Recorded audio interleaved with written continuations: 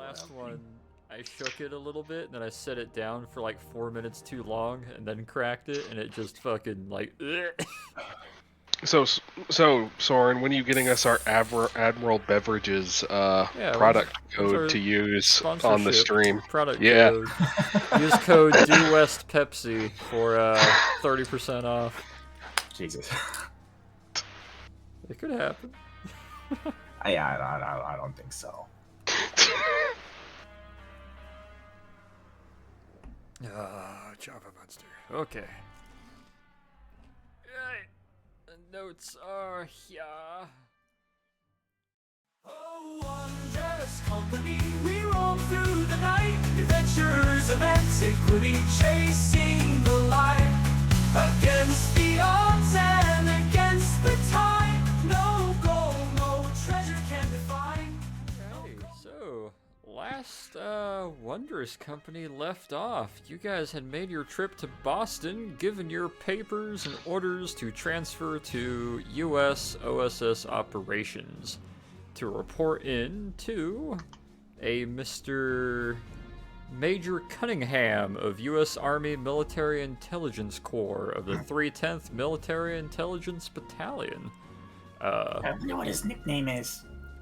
Probably too much of a stickler to ever get one, but we'll have to find out. But before even reporting in, as you guys were given very loose papers saying they'll show up when they show up, privileged specialists, you guys opted to stop in Boston first to hit up the museum and do a little bit of a tour of what new stuff the party would find themselves having. Well, having lost a lot of access to, should we say, extracurricular elements of the UK's OSS, you guys instead have traded off a handful of different assets from Levencroft's name and whatever the US might offer in assistance.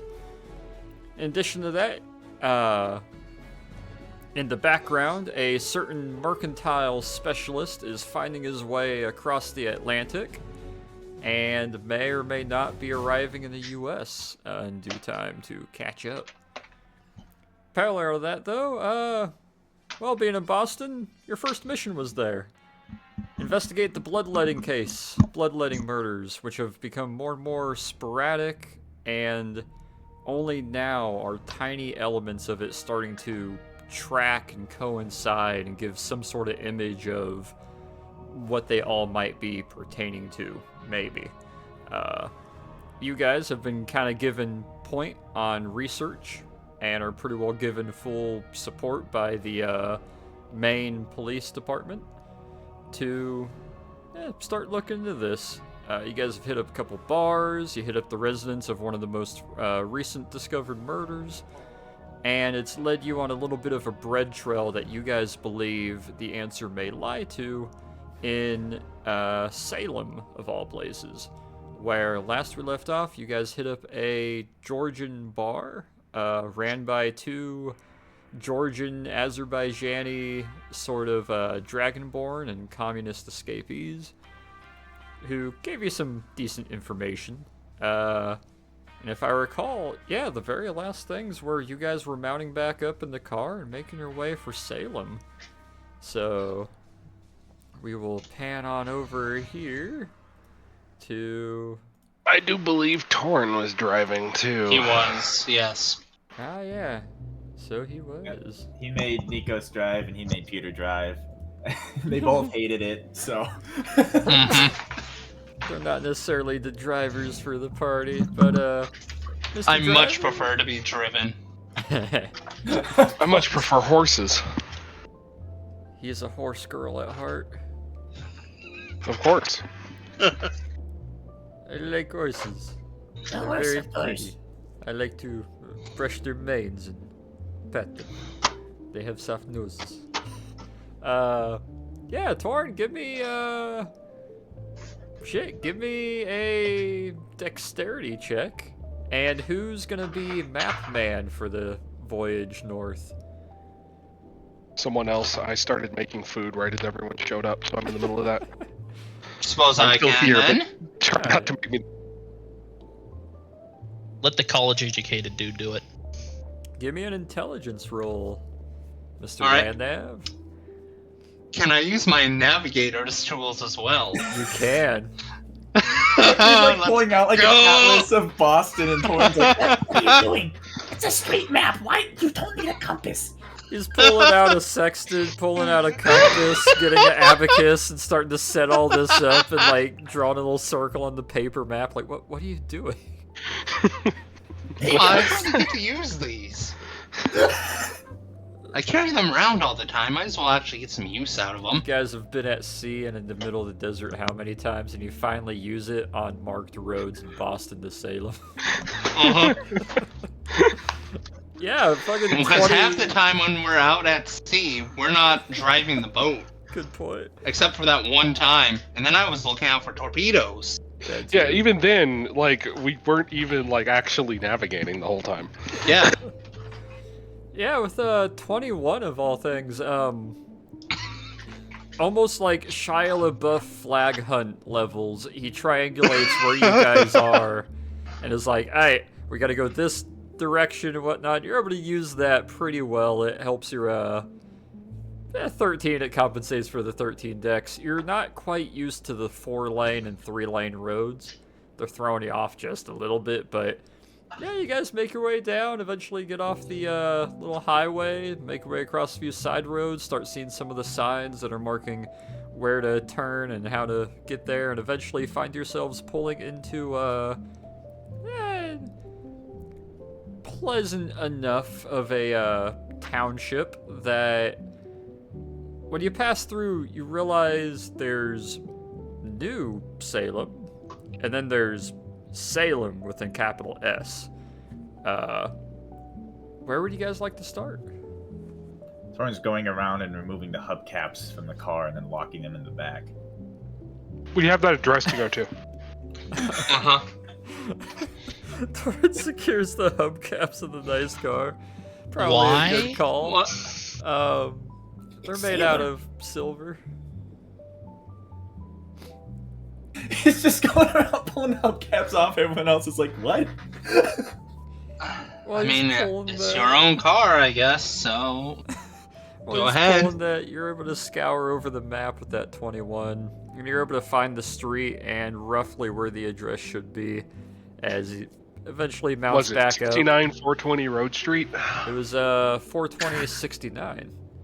No, Whereas, that was the guy's apartment. Or This the one's apartment, 69 yeah. 420. Yeah, this one's 69 420.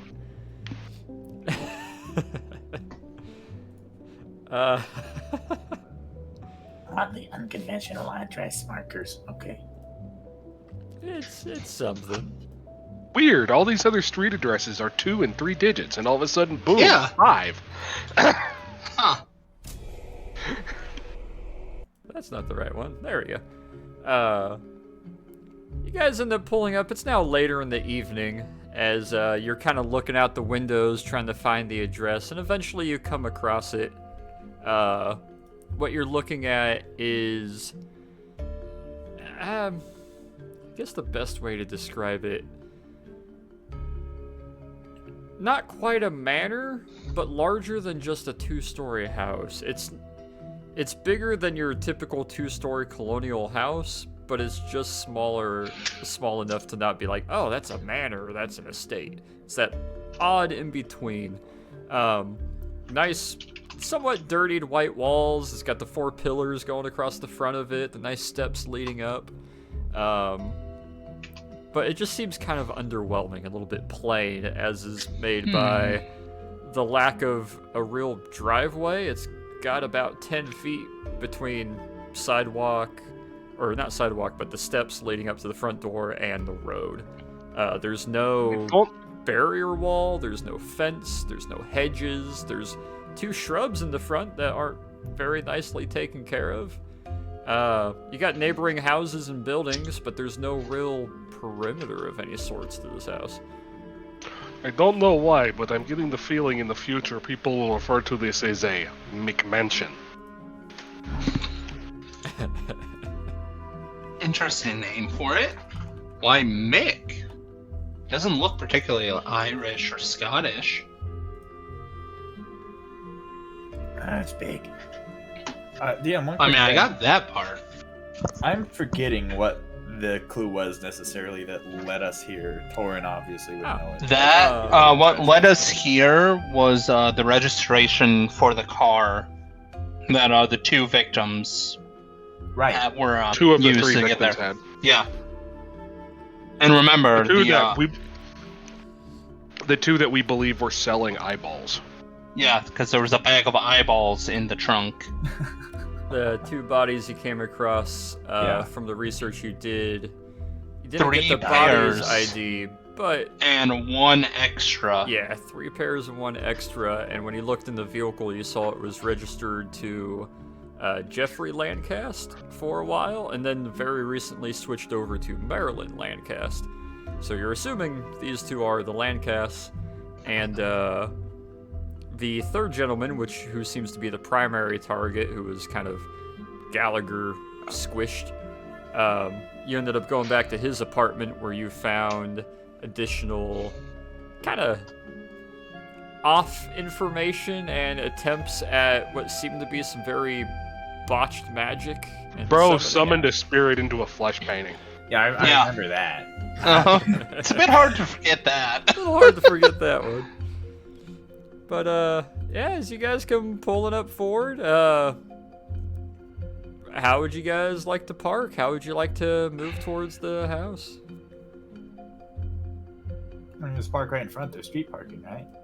Not necessarily. There's not really a curve, but there's like 2 feet of just worn away. There should be dirt. cops here already, because I remember we asked for cops to be sent here to secure this place. Yeah. Yeah. Takes a little bit of time. Boston's That was like finest. 2 hours ago, at least. Probably closer to 4. Yeah, because we sent that when we were still looking over the apartment. No, we Actually, sent them to before do that before we yeah. left the scene. Yeah. You are underestimating the Boston PD's ability to not do their job.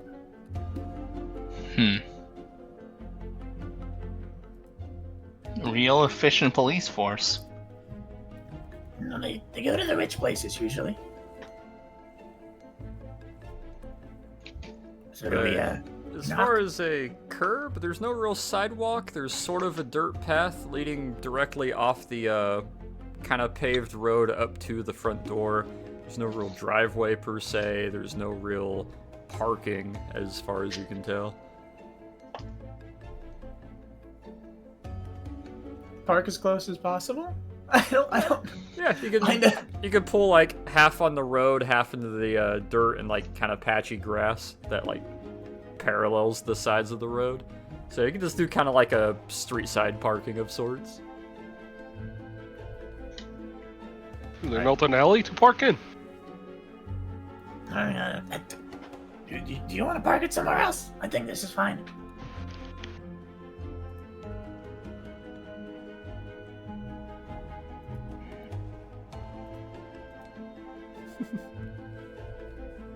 All right. He held eye contact the entire time. Damn. I'm eating chicken and rice right now. Do you want to hear me chewing the whole time or not? No, I just imagine like a 7-second pause where Torin just makes solid eye contact with Peter. Just impatient eye contact, like. Yeah, Like- you don't break the immersion. He was holding that eye contact, and it took that long in real life. Yeah. No stops, no nothing. I suppose we, knock? I suppose. Peter, you knock. You look the most normal. What, the snake and the blue man don't? Right?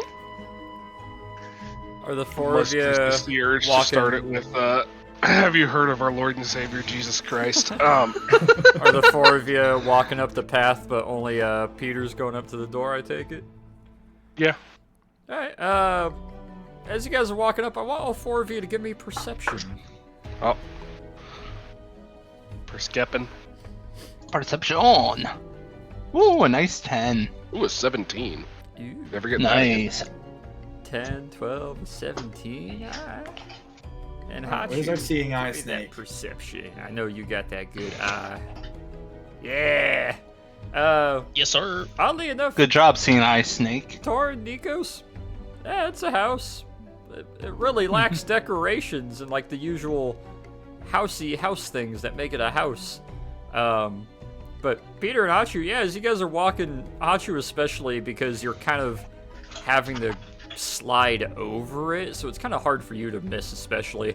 But you look down and you realize the path, kind of soft dirt path that leads up to the front of the steps is literally exactly wide enough to like park a car on, and that's pretty evident by the fact that at the edge of the path is a lot of wear and tear of a vehicle having pulled in and out multiple times. However, Hachu, you got one number above what you needed. You notice where, with all the impact and all the matted sand and dirt where the car's been parked multiple times, if you had to take a gander, the most recent time it pulled out, it may have spun in place for an inch or two, implying it was maybe floored upon taking off.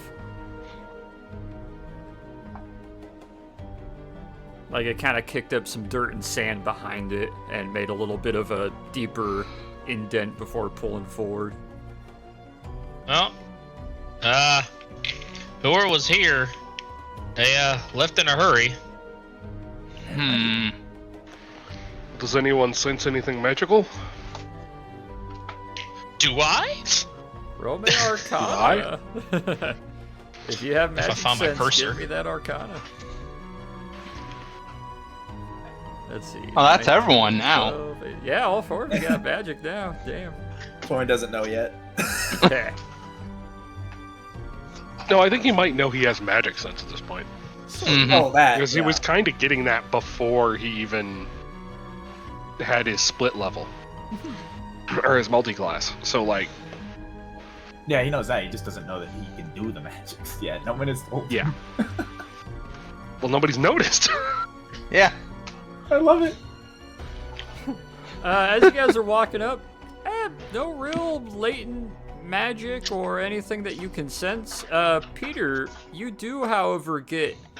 Oddly enough, Hachu doesn't quite feel it, but Peter, you feel that tiny tinge of some semblance of, I'll DM you with it. That'll be good. I gotta remember I need to get used to being able to do that. I'm still blundered by that. Hello, Agnes. Oh, it's so nice, isn't it? You can get, it leads to so much more natural revealing of information. What does? Being able to DMing DM information that only one player knows. Oh, yeah. Yeah. Incredibly handy in Star Wars when Doc was having his conversations with the ghost. Yeah. Oh, yeah, that was fucking amazing. Uh-huh. Hachu, did you feel that?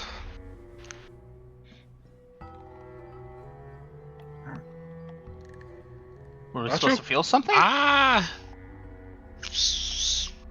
Not real. No. Yeah, some kind of necromancy, I think. Someone should go around the back.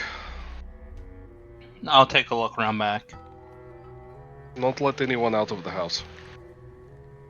I'll try not to. Nikos, No, you break off from the three of them and you start walking around the side. You realize this is one of those kind of barn-style shaped houses where there are no windows on the left or right side. You walk around, it's just a very flat, plain wall, and as you get around to the back of it, you could see the perimeter wall and back of the three houses to the back left, back right, and straight behind, and there are privacy walls and hedges and trees. You can see the neighbor's house that you walk past with their privacy wall. Everybody's got their own stuff going on. You got that little bitty thin, like 6 foot wide back alley that runs between each of the houses, and some obvious footpath work. Semi-decently trimmed grass in what you would maybe consider to be the backyard. As you wind around and you get to the what seems to be the two back doors, and in sort of a fancy style you can tell where there's a singular normal door that likely leads directly to the kitchen, and then what seems to be a double French door, which likely leads to the back commons or perhaps the dining area. However, all the windows are fully coated over with some very heavy curtains at ground level. Mm-hmm. All right. While he's doing that, I'm gonna look around for anything. Give me investigation while we pan over to the front team. Nice, let's go. Ooh, Nikos is gonna be busy for a few minutes. What are you guys up to? Yes, to the front door. I'd like to check to see if there's any like magic or traps on the door. Give me investigation. And if anyone would care to join me on this, just in case. Unless you got a specific spell you want to use, give me investigation. I don't think I have any specific spells. And that's a 16 if it's any sort of physical thing. Ooh, okay. Peter. That's a door. It's a nice door. It's a double door. It's one of those ones that opens. There, knocker and or doorbell. We'll get to that in a moment. Torin. Oh, let's see what Hachu gets. Oh, okay. Torin and Hachu are fucking on it. As they walk up, there's no magic to this door that you can sense or tell, but damn, this door is older than the building. This door was taken off of another much older, like, colonial era building. It's got the nice inlay. It's got a trim on it. It's at least 2.5 inches thick solid wood. The knocker on the middle of it seems to be a sort of kind of the forward part head of what seems to be the like nose and snout of what might be a camel, with a really big ring in between the teeth with a little knocker on the bottom of it that you can use to knock on the door. The handles are nice inlay pewter and very very pretty and all kinds of trimmed. It's got what seems to be 3 different holes for large tumbler locks. It's a very nice, proper door. No magic on it whatsoever, though. Well, that's rather tacky. The door doesn't match the house. I don't know if that matters, but it's weird. Well, this door's a lot nicer for this house than it is. It's older than the house. Someone built this house Yeah. and put this door on it. Is it possible that the door is from a house that burned down here some time ago? Just reused? Possible. Maybe they just really liked the door. Maybe they Exactly. the door. It's a nice door. Why would you not keep? With that nat 20, the 9 plus the additional is good, but that nat 20, let me DM you here, Hachu.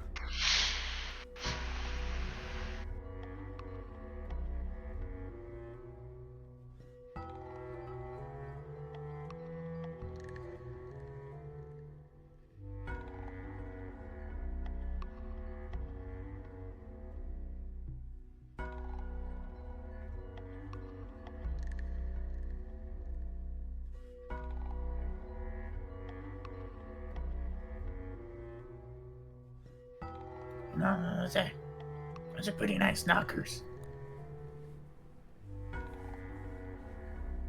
Not as nice as the ones Nikos' mom has. Definitely. She has the best knockers.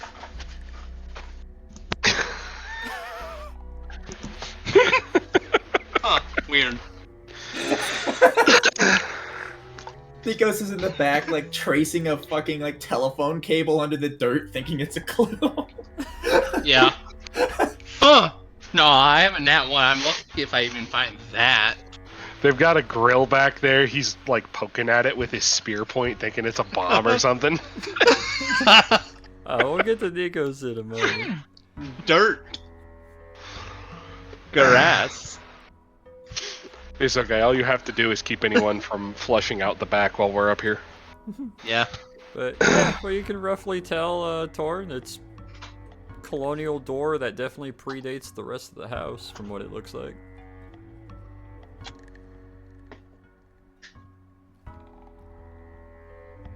Does Hachu have his paragraph on the door? I DM'd it too. Score in 25 years of the past. See, yeah, this door's older than the house, right? But Yeah, obviously. But the door, the door's from like the colonial era.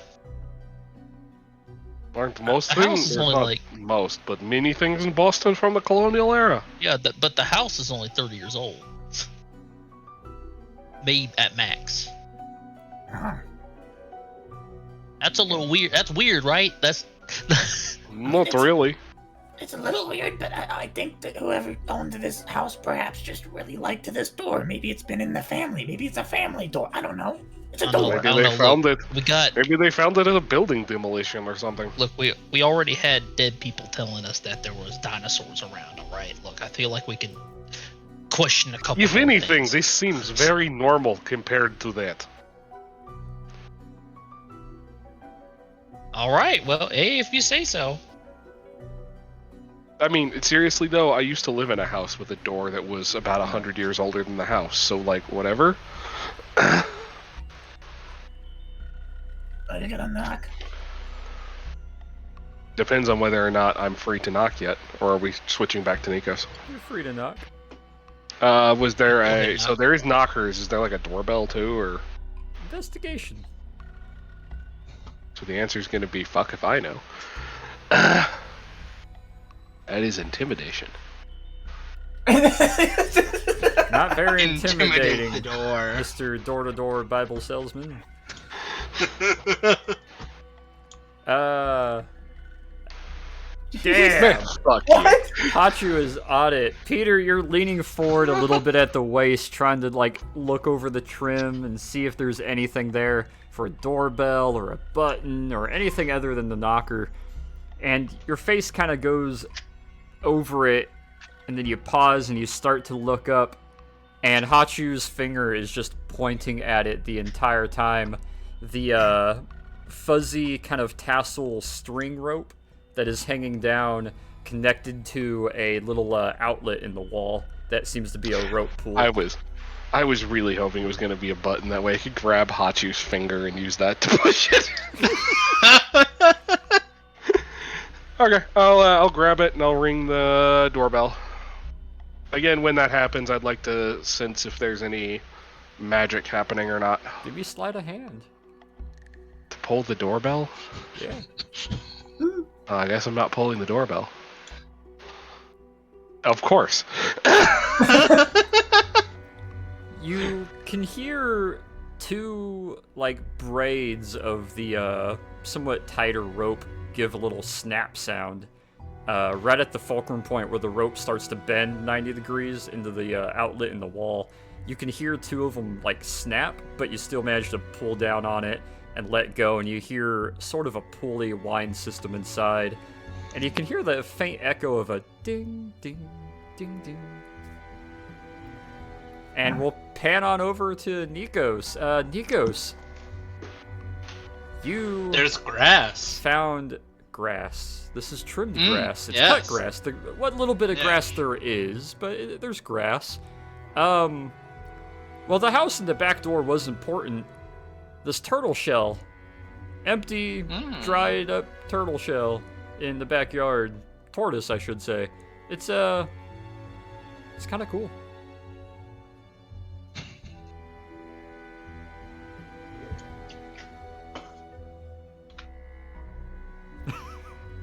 Am I able to make another perception check to look for people possibly leaving the back? That'd be investigation, but make it a All right. disadvantage. Alright, see if I can pry myself away from the cool shell. Not bad. Eventually you start to I step mean, away from it, and you start kind of walking your way like, alright, the house. And you start looking at the base of the steps and start tracking your way up the 4 little steps that lead up to the back door. And you get to the second step.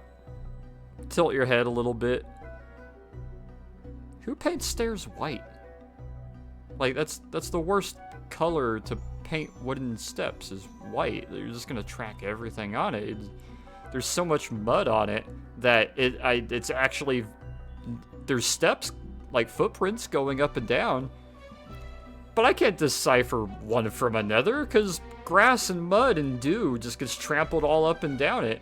It looks old. None of it looks fresh or new, but So there's nobody actively coming out right now, though, right? no.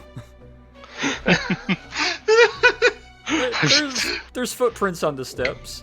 Dew, grass, old mud. None of it seems new from what you can tell, but Okay. also the fact that it's white steps, you can't really decipher one footprint from another.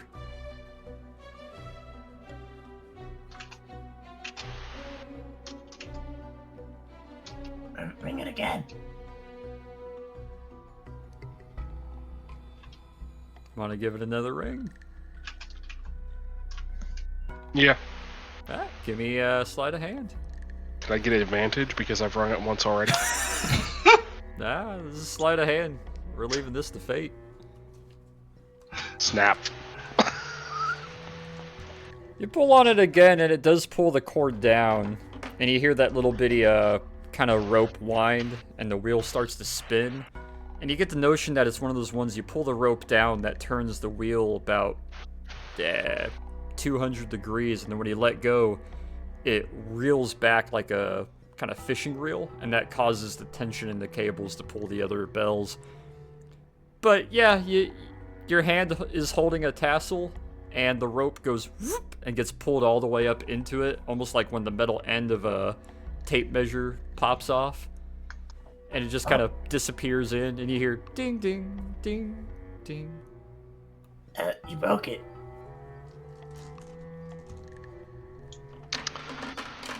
So it would seem. Nikos, give me perception. Yes. Will do. I mean, obviously, this place isn't very traveled. I mean, if you broke the doorbell, 11. surely it doesn't get used much, or it would have already broken, when perhaps the mailman came by. Standing halfway up the steps, you hear the faint echo of the ding, ding, ding, ding. Clang! Ding. Interesting.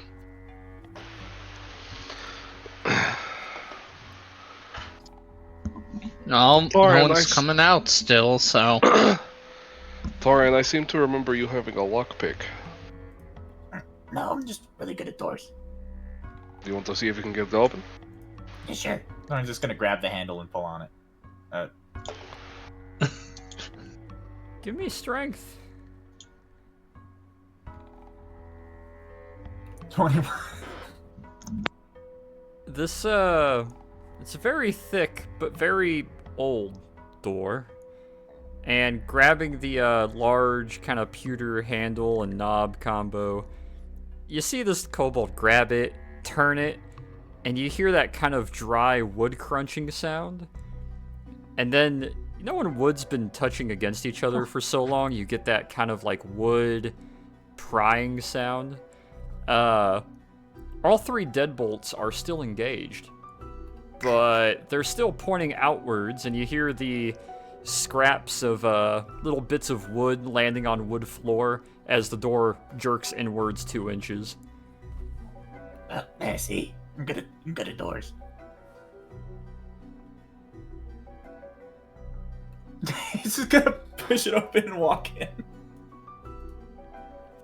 Well, he's the real doorman now. He's gonna guide us everywhere. Let me move you guys to the map for the three of you. In the Any- front room. Any magic trigger when he opens the door? Give me Arcana or Perception. Kid is just like, Torin, you can pick this, right? Crunch! Crunch. That's Good enough. 21 actually, because I do have +2 on Arcana. Yay. As you Checks step from in, skill. yeah, both of you try to see if there's any latent magic.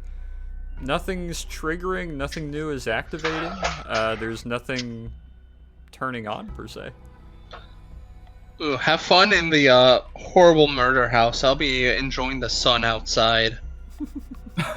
As you guys watching step birds. in, you realize it's very newly built. There's a couple accents that are definitely older, as far as like just the age of the wood, the pillars. It seems every support structure is, dare I say, original, but everything else seems to be new, or just, it has that nice, newer, slightly used sheen to it. However, the main thing, I want perception from the three of you. Mine was 11. 11, alright. Hachu and Peter, give me those perceptions. You're. Ooh, 11, 18, and let's see what we get. Achu? He's rolling. The dice take a little while to bounce around the screen. Damn. Yep. Um. Also, I have to do a different tab for it since I don't have another screen right now. Oh yeah. Can you get off of me, please, bitches? Yeah. As you guys. There are dogs here. Hell yeah. As you guys step on in and look around, Torin, you're a little more enamored at the old paintings on the wall. The kind of nice stairwork, the nice craftsmanship of the panels. You kind of walk right past the immediate scene. However, Peter and Hachu, yeah, you look over. It's two caskets, two opened caskets that seem to have had half of their contents pulled out. So much so that the casket on the right actually has like one of the intestines is kind of like a sausage linkage, just kind of hanging halfway out, keeping the door slightly hinged.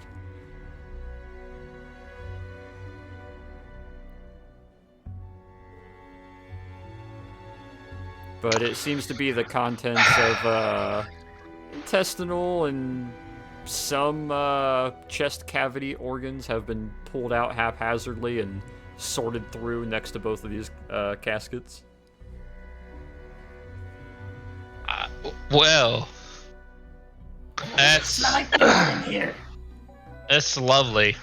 How many people are being murdered in Boston on a daily basis? Never mind. I suppose we're kind of walking into this, aren't we? Since Well, I mean, it's probably all connected, Yes, Tor? maybe? since Torin is missing that and looking at these photos, does he recognize anyone? Give me a history check.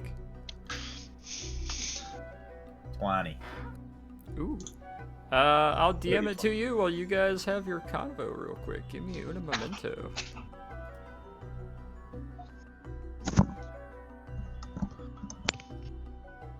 Well, it probably happens quite a bit, especially when there's an active serial killer running around. Hey, How many guys, people live in... Yes? I smell blood in here. You should look for that. Try and find out what that is. Yeah, there's blood in here, all right. Yes, I'll find it. We're looking at it. Oh. It's quite a mess. Just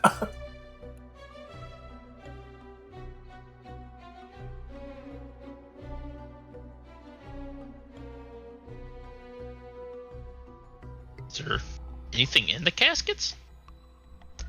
Both of Parts you of give bodies. me investigation if you're gonna kind of take a peek inside. I feel like I'm gonna open a casket of unimaginable horrors.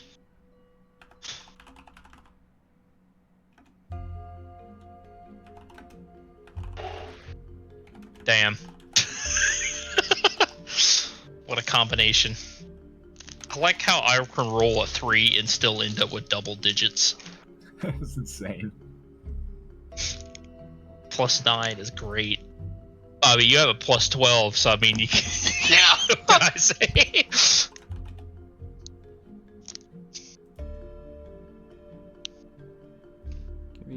memento, por favor.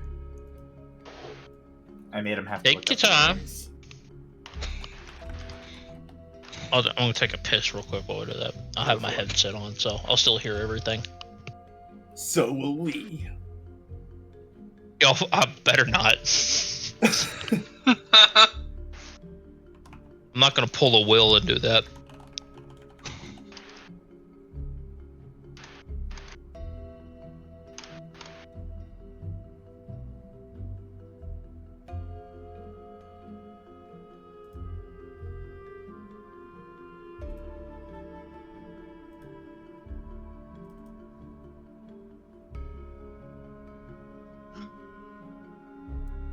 Un memento, por favor. I need to find a specific name that I realize I forgot to specifically grab.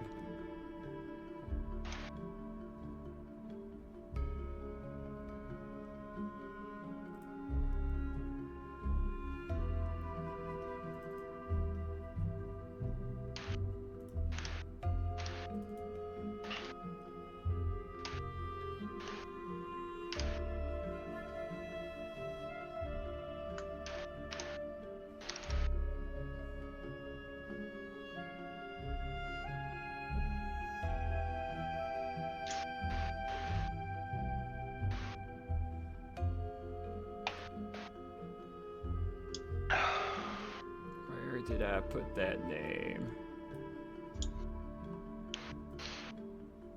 While you're doing that,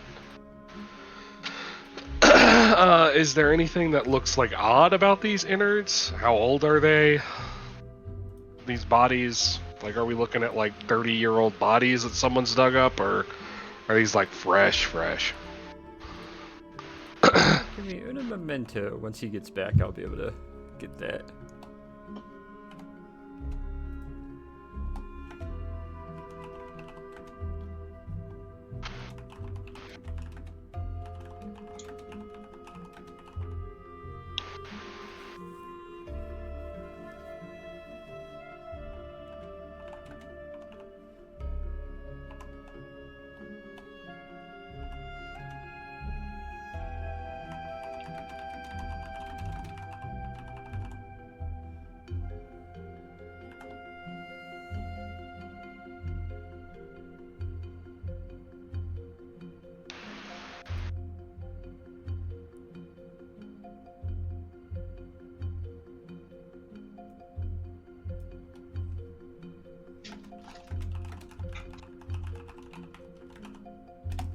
There we go. Alright, let me pan back over here. Yeah, as you guys look to the two caskets and you kind of pry them open slowly and look inside, it's a not great scene. From what you can kind of tell with those investigation rolls, they were caskets, they were sealed. But they haven't been in there too long. Maybe if they had to spitball 5 days or so. Definitely after the embalming process. However, it seems the bodies were kind of pulled out. Various bits and pieces needed were harvested and collected, and then the bodies were haphazardly thrown back in. Sort of. Most of them, at least. It's the same kind of thing of like, I need to grab specifically the socks out of my suitcase. You find the pair of socks and you just kind of throw everything back in because you don't feel like stacking it all back in there the way you did originally.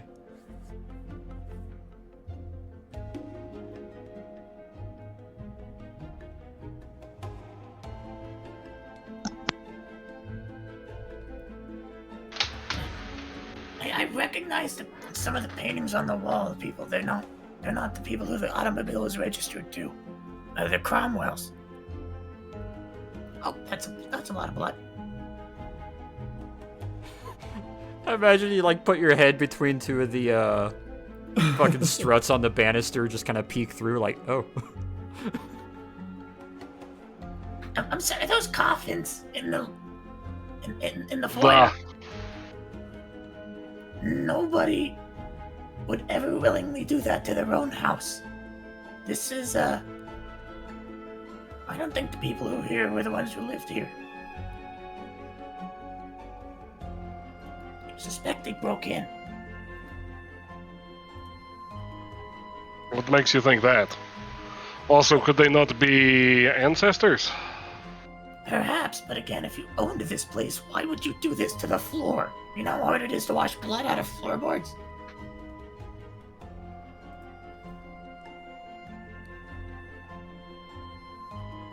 I mean, I could be wrong, but this just seems to depict an absolute lack of care for this establishment, which is relatively nice. Could be how they go about things.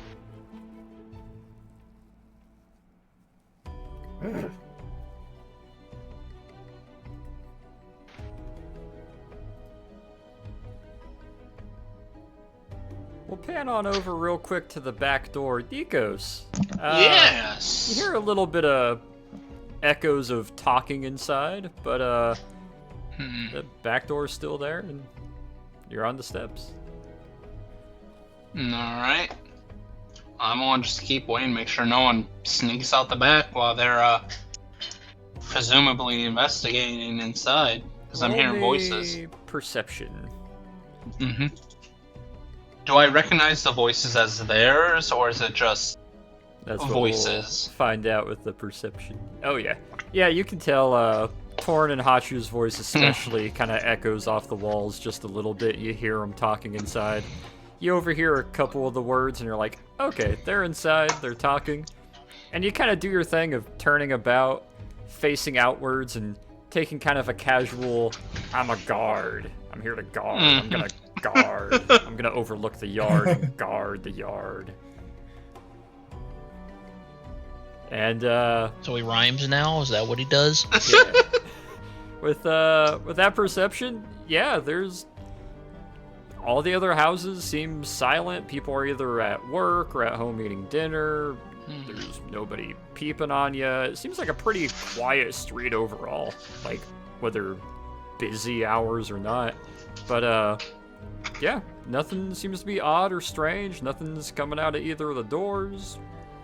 Things are calm and quiet as far as you're here. Alright. We'll pan Hope back. it stays that way. Right. We'll pan back over to Hachu to catch you up. You guys opened it up, and they seem to be about 4 or 5 days since they were properly prepped to be put in the coffins. However, yeah, these caskets have no evidence of having been buried yet or at all. If anything, this is kind of the way that they'd be set up before, the way they'd be set up when you go to the funeral and all the eulogies and stuff are delivered and then closed and placed. This one is then placed inside the actual full-size casket that is lowered down. It seems to be they were in that stage between getting put into the full one, but it's been about 4 or 5 days since they've been embalmed and prepped. And yeah, it was popped open, they were yanked out. Seems parts were collected off them before the bodies were haphazardly kind of rolled and dropped back into the caskets, minus some of the parts that had come out with them since then. You know, this is making me think that perhaps we should find the local undertaker. Part of the embalming process is removing the eyes.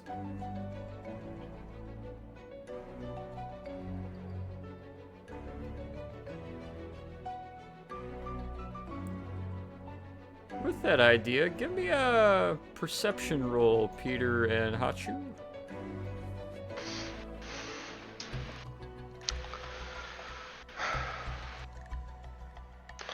That would probably be a good idea.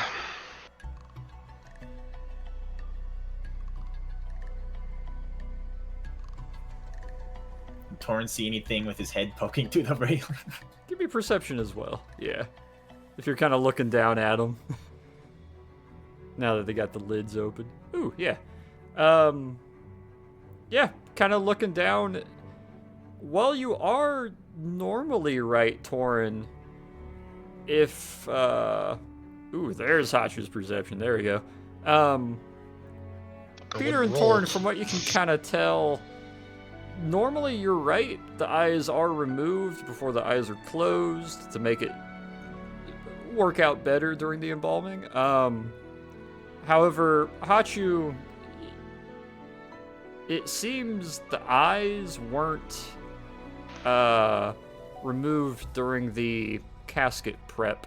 It seems they're removed during the forced entry into the caskets.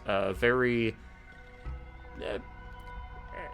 in a not good way. It seems like the eyes were still in there, as is kind of evident by some of the other slight hints of they were placed into these caskets almost wholesale as compared to fully prepped. Like normally the eyes, some of the tongue, some of the other parts of the body are removed. But for some reason, some of these organs are kind of here that aren't necessarily supposed to be in the body when they're put into a casket normally. Like all of them. Pretty much, yeah. Essentially. There's not supposed to be nearly that much intestine in the body when it's prepped in that way, and there's yards of it, so that's kind of odd. But also, yeah, the eyes do have some evidence of having been extracted post-casket prepped.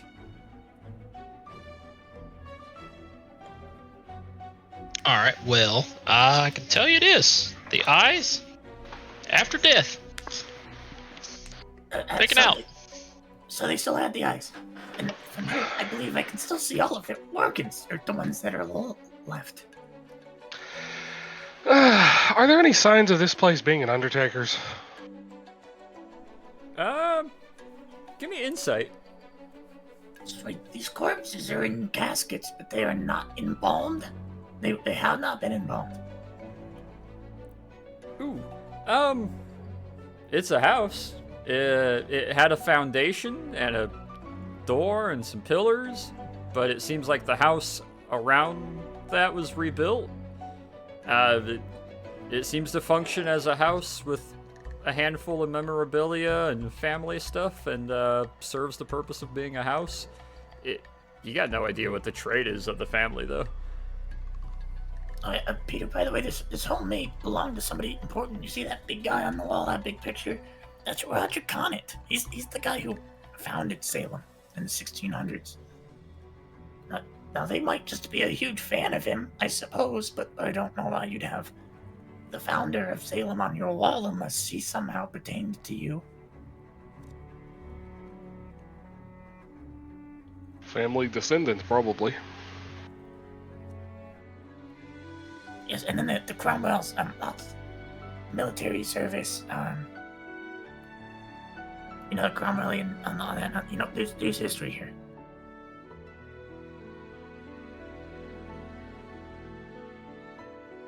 I don't know. Wasn't that Prime Minister of Britain at one point? I mean, unless it's just a popular name.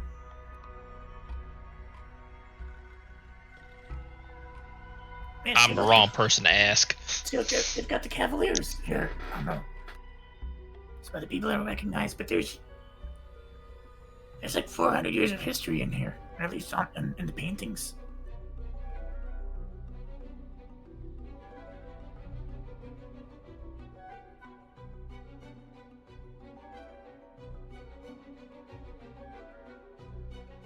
Do the paintings look original or like reproductions?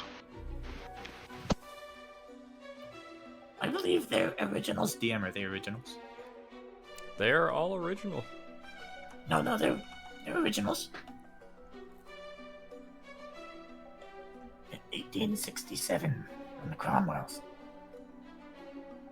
Roll me another history for those of you who want to kind of figure out what that is in the painting. Oh, Damn. Not me. Even a 13 with a nat 1. Yeah, overwhelming amounts of Cromwell involvement just kind of hits you at once, and you just can't really, like, too much information. The Cromwell's a big enough name that you kind of start overthinking, and you just can't quite, like, okay, who is that? Wallpaper is moldy. Peter, you step up to it, though. You're able to ID the armor. It is a Roundhead Cavalier. Specifically one of the Cromwellian Cavaliers. Well, not really known. Their most recent historical appearance was during the 1860s. Supposedly they had some time and action in Canada. Although details on that are a little off. But you can see that this is William Cromwell, the grandson of Oliver Cromwell. And the painting seems to be dated 1867. All of this is written in the corner. No, just latent history that you kind of remember.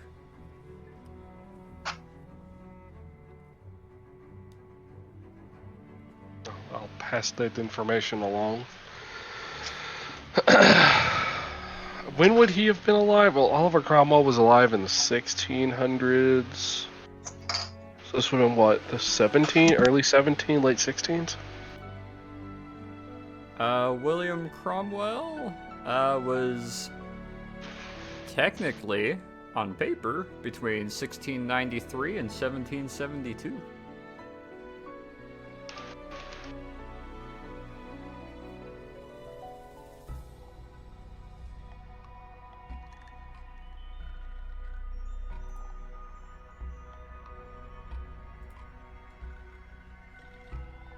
So this is pre-revolution.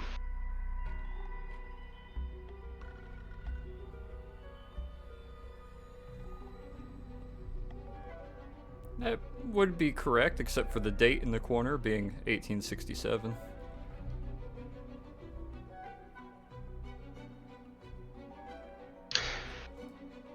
So this has to be a replica, right? I'm looking at Torin.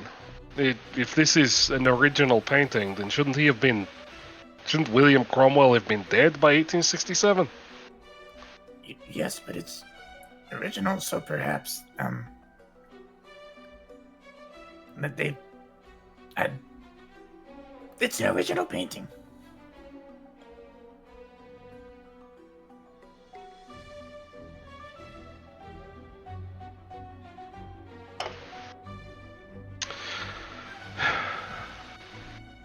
Let's start looking for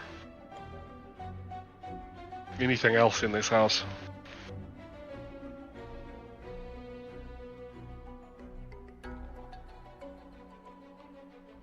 Give me a general investigation among the three of you as you kind of fan outwards. What's behind the door? What's in the box? What's in the box? Oh! Damn. Alright. Peter? It's a house. There's, bedrooms. There's a couple, what seems to be immediate family pictures and whatnot. Seems pretty straightforward. Hachu? It is indeed a house. You kind of stay on the downstairs, whereas they go upstairs, and there's a kitchen, there's a dining room, there's a kind of smoking lounge, there's a small library, although it's a little underbooked and underpapered for the amount of space that it has. There's a nice little globe in the corner. Torin, though, you go through your area, you come across the master bedroom, which seems to have a nice painting of older man and woman standing there. They seem pretty happy in front of the house that matches the one that you've entered. It's nice and new and shiny. You look around elsewhere, kind of digging through stuff, and eventually you kind of loop around and you find a specific picture that seems like it was taken not too long ago, but I'll I'll bounce a DM to you of what you find in that picture. Whoop.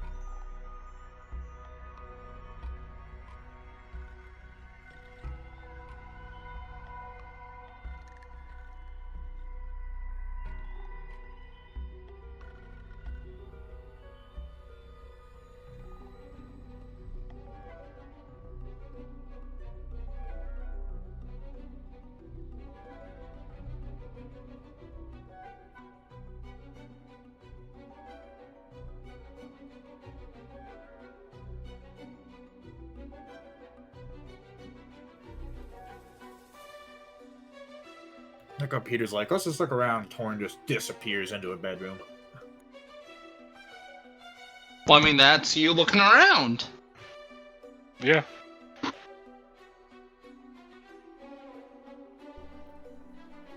I kind of double explained there, but hopefully that gets the point across.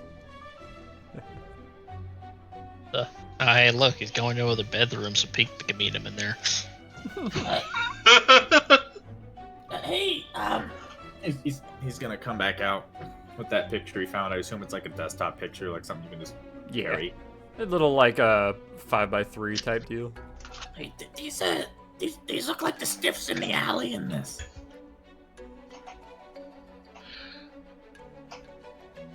Are there any names on it? He's gonna take it out of the frame, maybe, and like look at. Usually, photographers will like sign the back of a picture before it's buttoned up. Smart. Let me give you a copy paste here.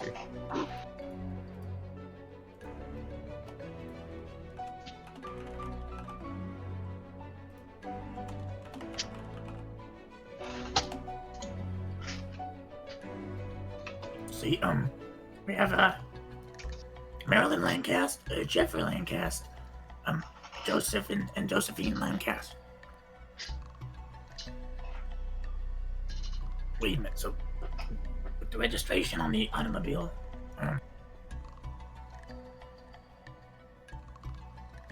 it was owned by Jeffrey Lancaster first, I believe, and then transferred to Marilyn.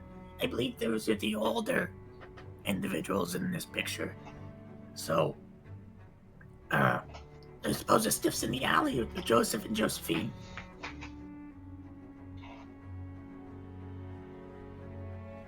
And there should be someone here. And they were not the registered owners of the vehicle. And they're trashing the house.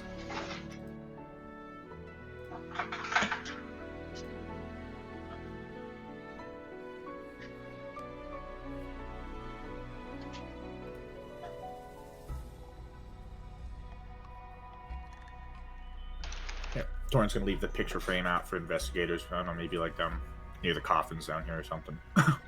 Alright. Yeah, you'll stash that on top of one of the coffins. You don't think that's who the bodies are, do you?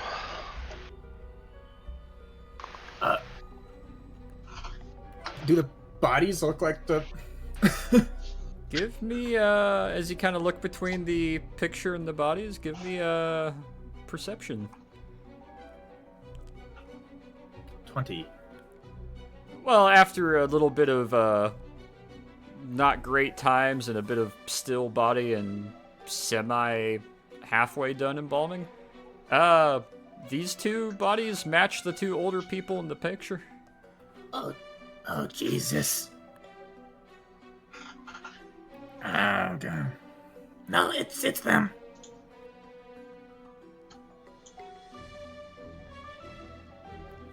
What the hell?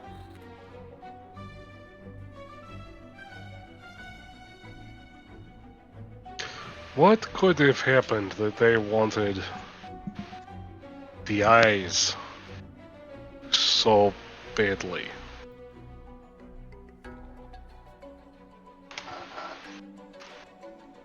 It's a great question. I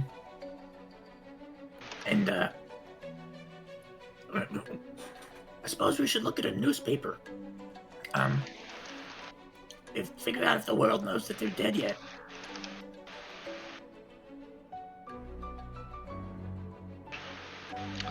Is there a basement? through the walkthrough that you guys did, including Torin's investigation, over the about 20 minutes it took you guys to really walk through the house, there's no basement, no cellar, nothing of that sort.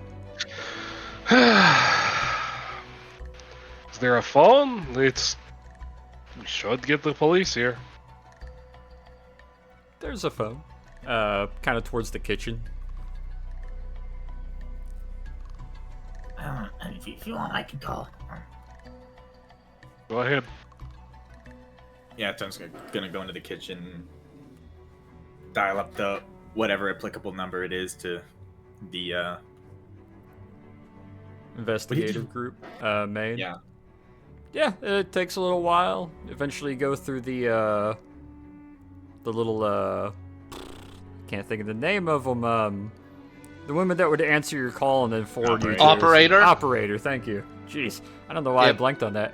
Yeah, you hit up the operator, ask for, to be forwarded to Boston Police Special Inspector Connor O'Brien Walsh. Takes a few moments, and eventually get a nice little click. Yeah?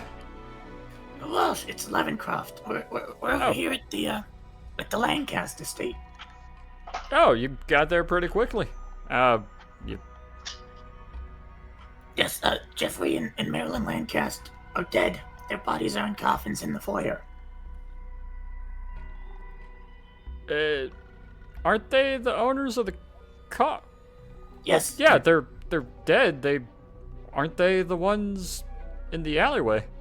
No, I believe they're children. I found a family photograph, and from what I remember, the two individuals we found in the alley are Joseph and Josephine Lancaster.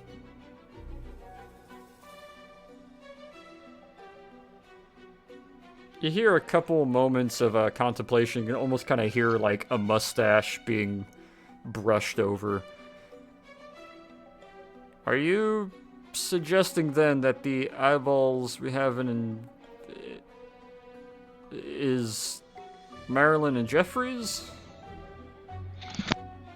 There were 3 sets of eyeballs. Huh? Yeah, right. Peter says there were 3 sets of eyeballs. And That one is- lone one, yeah. True. You Well, these people had 4 eye sockets, did they? No. You said their caskets were opened? Yeah, they're in the living room here, and they weren't embalmed. Ah. Do you have record of their deaths at all? I'll have to put in some paperwork for it and see what they could pull up. I mean, do you know they died?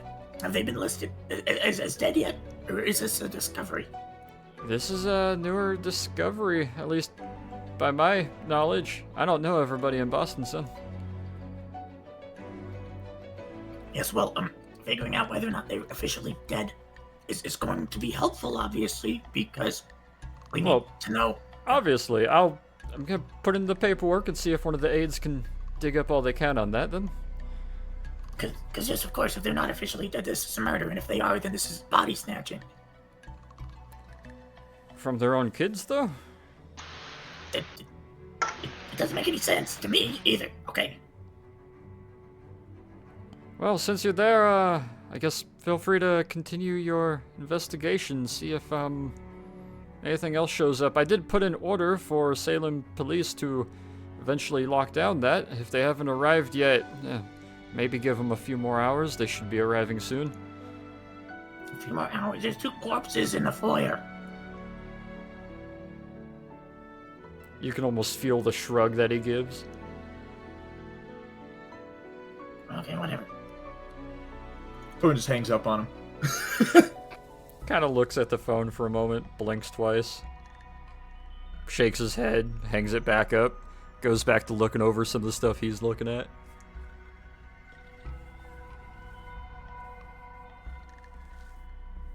You know, that's going well.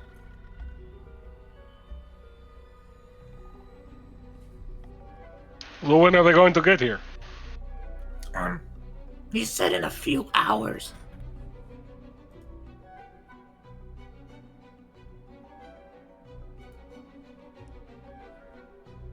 He's a little too realistic, DM.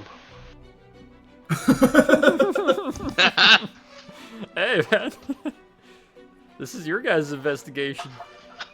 Yes, I did tell him there were corpses in the foyer. He didn't seem to care much.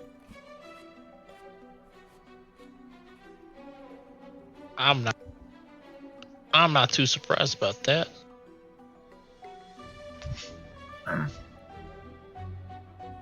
Hey, do you want to talk to him?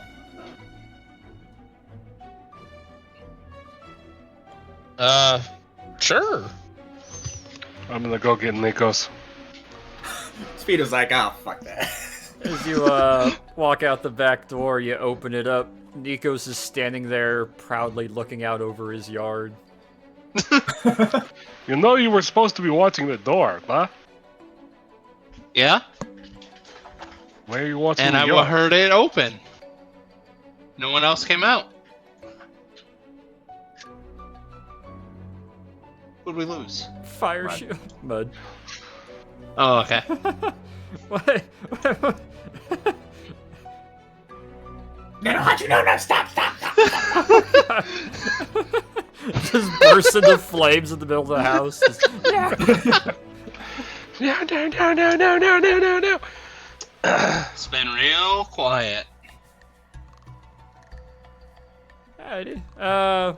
Yeah, the two of you step over towards the bodies, as Peter and Nikos will eventually walk their way around from the kitchen.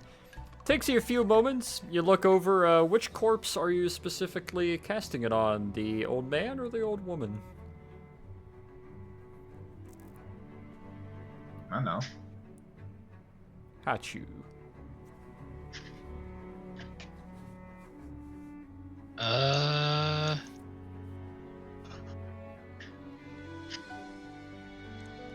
guess either one. Oh no. Now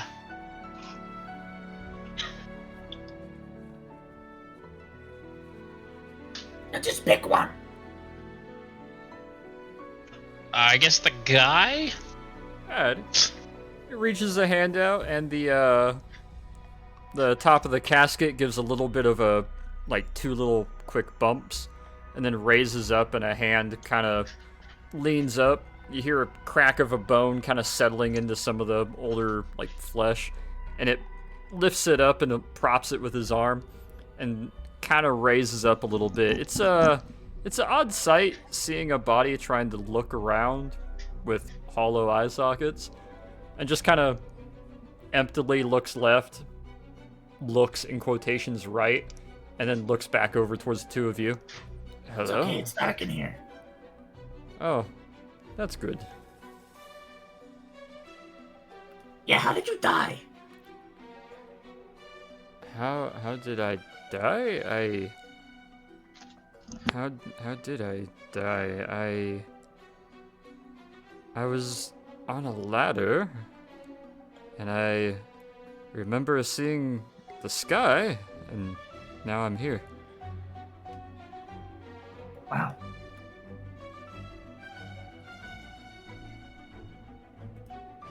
And, are you Jeffrey Landcast? Yes? Not you, what are some other good questions?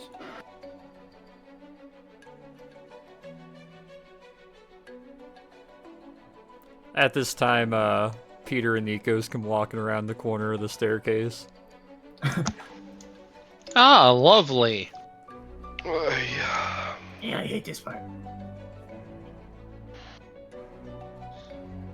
There's an Actually, you attempt talked to at Dad. a semi-pleasant, like, attempt at a smile from the body, kind of towards you two. Like, hi, kind of smile.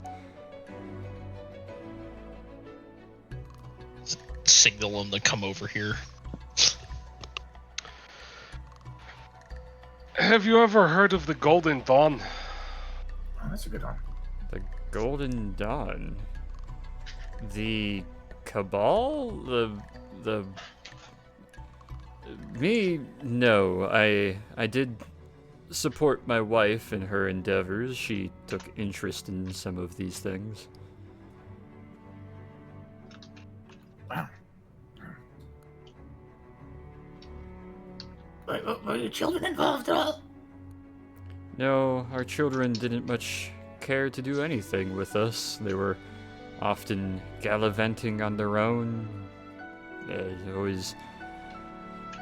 Always coming around on holidays is the only time we ever saw them normally.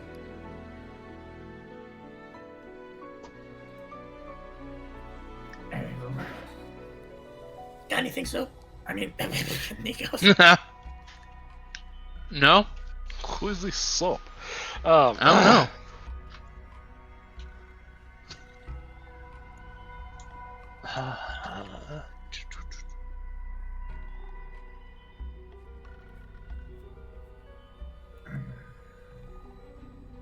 Yeah, why did you rebuild this house? It burnt down. It's been in my family since, the early 1600s, perhaps. Told you. No. And suddenly the jaw goes kind of slack, and it folds back into it, but unfortunately it kind of bumps the back of its head, and you hear sort of a skull cracking sound as the lid closes. Oh. I thought the lids were open. Okay. Oh, you got another one.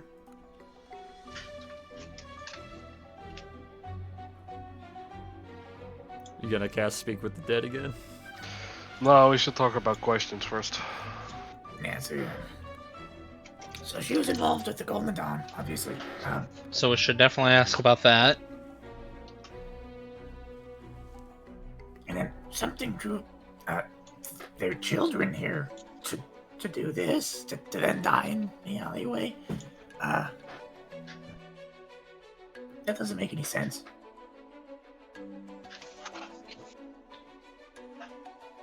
Well, it could be that he just didn't know that the children were involved. If he wasn't as involved with the wife, she might know that maybe the children were more interested in it than he thought.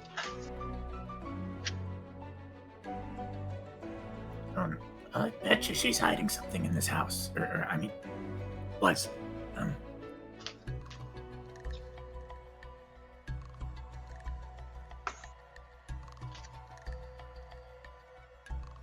Peter, do you have anything?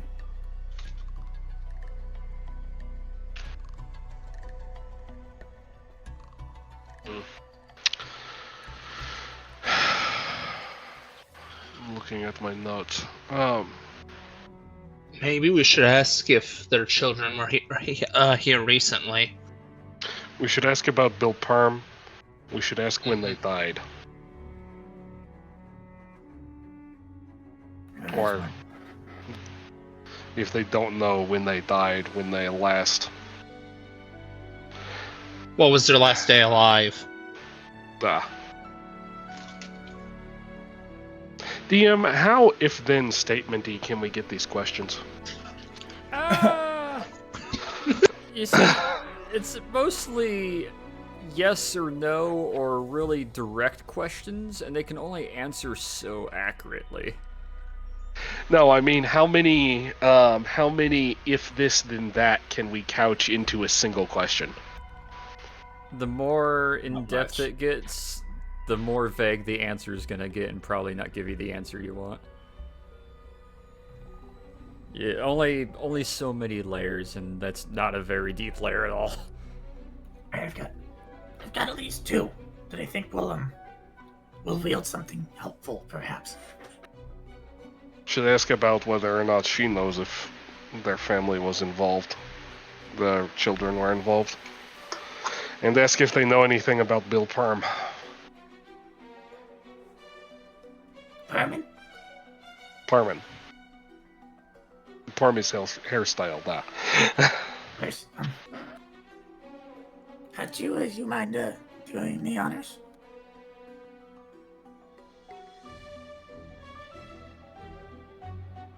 Again, I hate this part.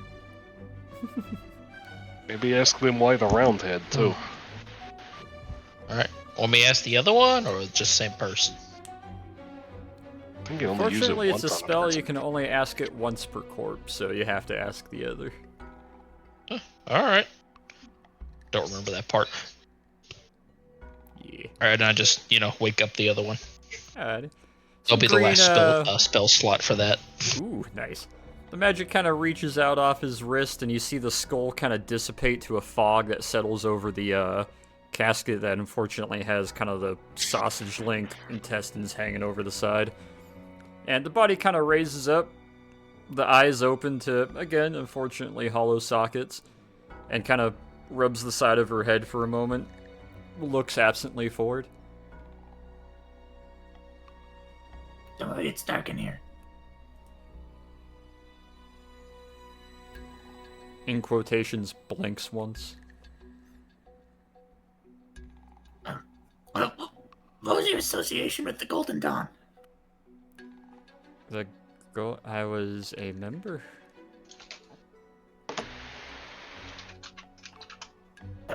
Were your children involved with a man named Bill Behrman? That name doesn't sound familiar at all. Shit.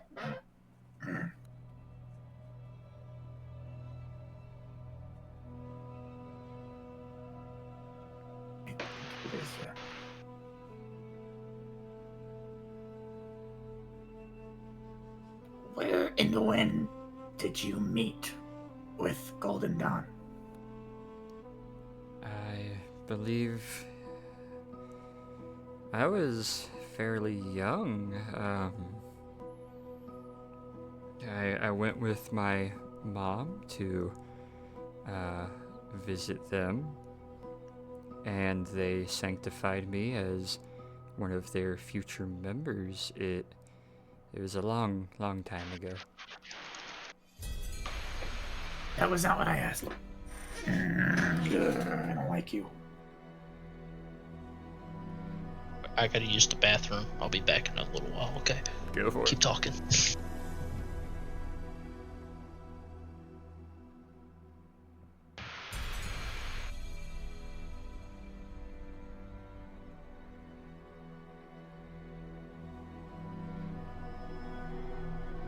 Where do you hide your secrets, like your documents and things you kept from your husband? I'm a bit offended, but let me check my notes real quick. Doop-a-doop-a-doo. I just want to make sure I get the name right. I kept most things that would be to myself in my lockbox in the Golden Dawn's possession up in... what was the name of that town? Somewhere in Norway. Elva. The head gives a little bit of a head tilt towards you.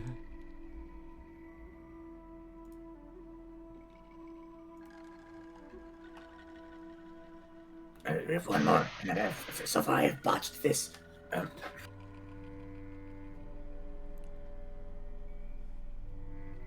don't know what you think, Peter.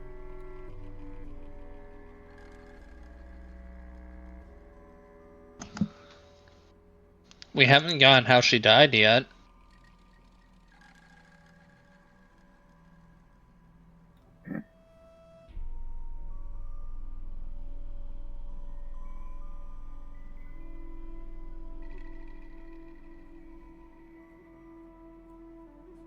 That's good. How did you die? After the death of my husband, I didn't wish to spend 100 more years alone, so I took my own life. 100 more?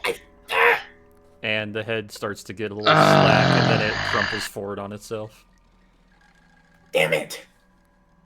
We never checked, but are they human? Give me a disadvantaged investigation as you look extra close at him. Investigation. Wow, 5 and 5. I selected advantage, not disadvantage. I got 5 as well. Damn. They look like humans. What are you looking for? Well, Think they're like elves or something? Take a look. after that, another 100 years comment.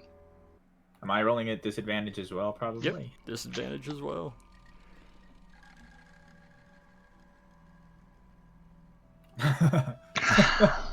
Yeah, they look human. At least as far as you can tell. You're just looking for something and I can't see what it is. Because they can't look, see you also what got that a is either. 5. They just look like Alright. humans. Mm-hmm.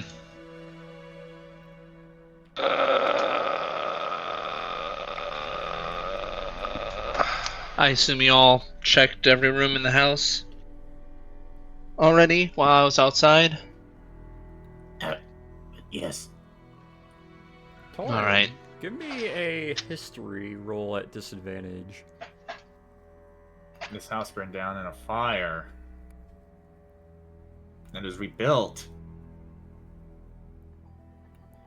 Wow, those are both. What is happening with the fucking dice here? It's a fun time. It kind of hits you and you kind of think back, and I'll fucking bounce this quick factoid to you.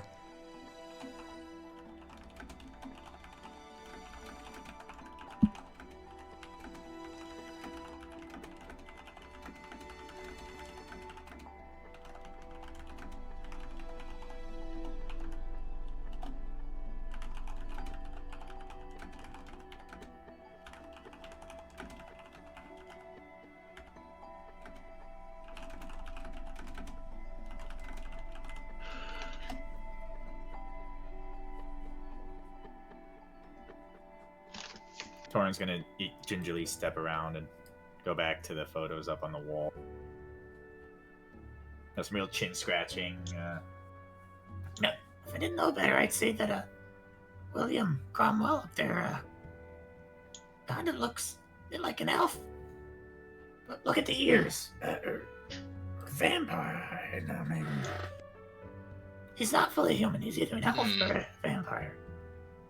Maybe a narrowed pupils. Sharp fang tooth, maybe. It's an old picture. Peter. He should have been dead by the time that the picture was taken. He wasn't dead because he was still alive. And he's in the house with us right now. And he's right behind you! Oh no!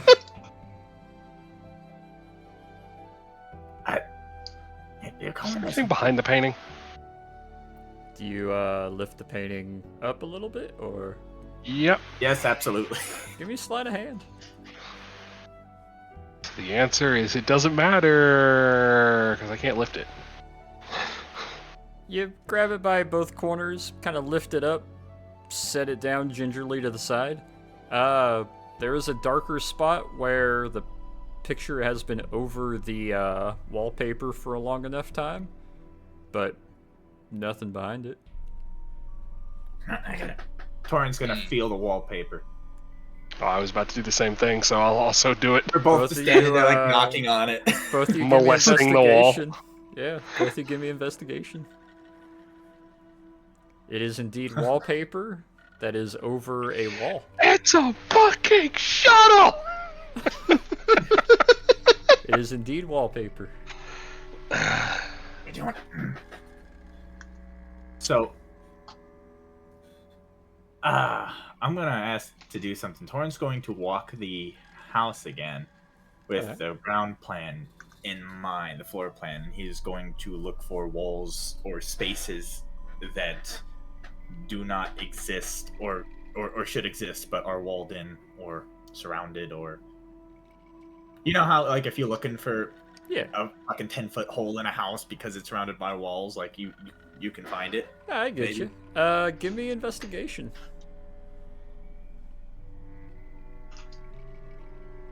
That should have a +7 to it. So that'd be 16? Yeah. Yeah, that's plenty enough. If there was a space like that, it's either really, really well hidden, or this is just a house. There's no cavities, doors, secret passages, at least that you can find. There's no way that. Can you help me look for this? Is there a latch for like an attic somewhere? Investigation, please. You got it. Investigation, not intimidation. There we go. Hey. You walk around the second story, kind of walking down the hallways, looking around all you can, looking up in the corners. Despite having the space for an attic, there is no access to an attic because there's no attic. Well, there is an attic. Or is it vaulted ceiling all the way through? Vaulted ceiling all the way through.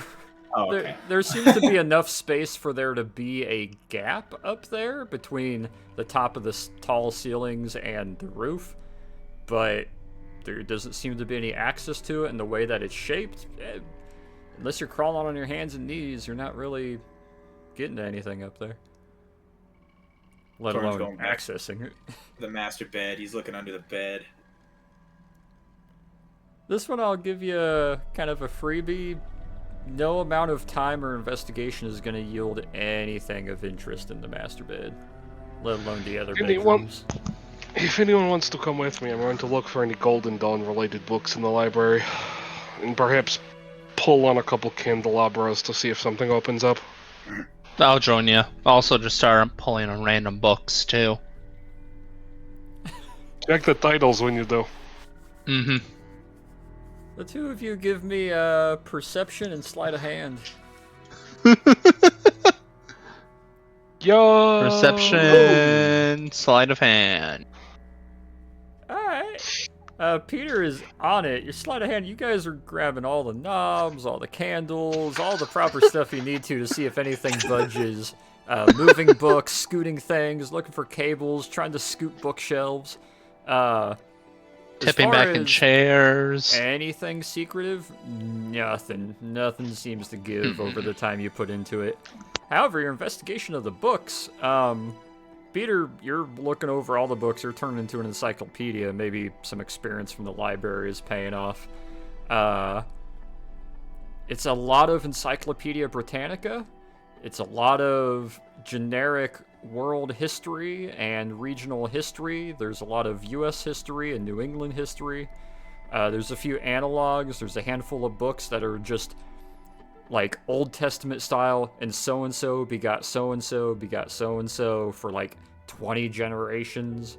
It is the most bland, mundane, general history compilation and compendium from so many different sources, and none of them are even fully like 1 through 20. A lot of them are like 1, 7, 13 through 17, 19. It's just a general compendium of what you seem to gather as, I like making it look like I collected history books. A lot of good history here, but nothing really of worth or that sticks out anything more than just Britannica and every off-brand Britannica and family like lineage that none of it even seems to pertain to theirs. It's just general lineage books.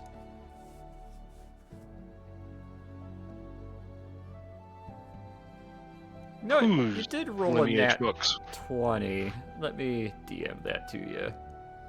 Who's lineage books? Yeah.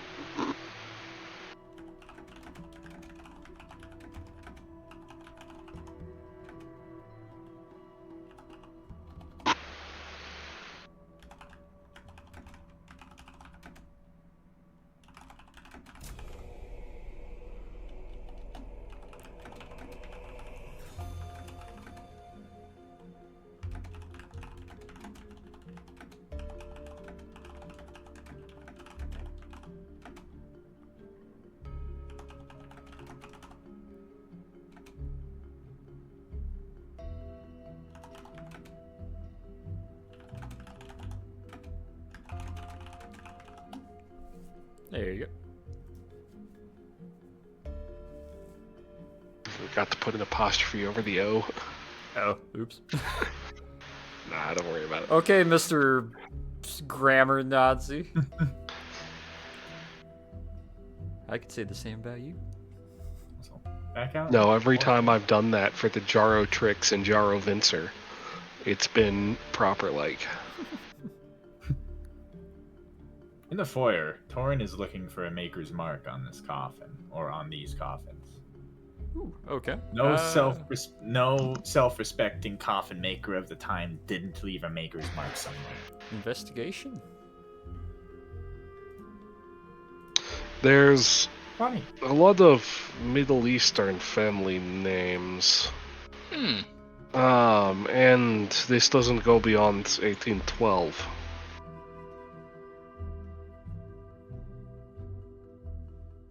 Is he in this? The fucking what's his face Landcast, the father? Nope.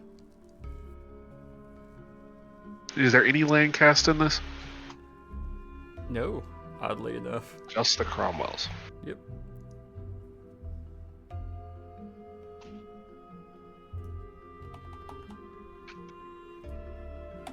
That's the symbol that you find on the... Oh, I sent that to the wrong person. Haha. I sent that to Peter. Strangely, I found a shield with a rounded leaf. Oh, you go. interesting. There you go, Tor. On this coffin lid that was inside my book. Whoa. You open up the book and all of a sudden you just get knocked in the face by a coffin popping out. Just like... Stop! Book of Holding!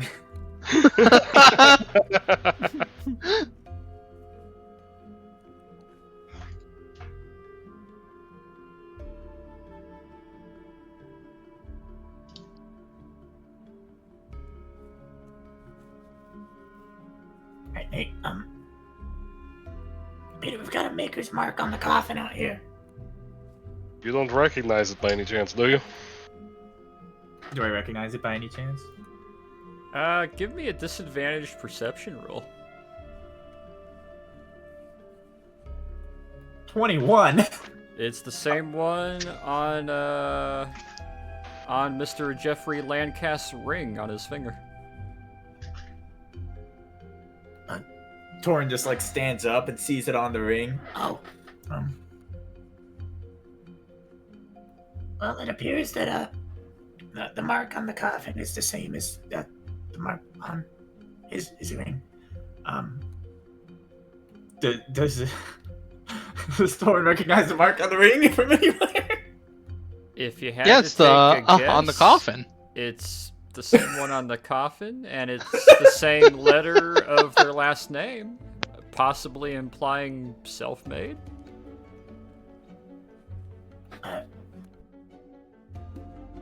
What sort of family name makes their own coffins?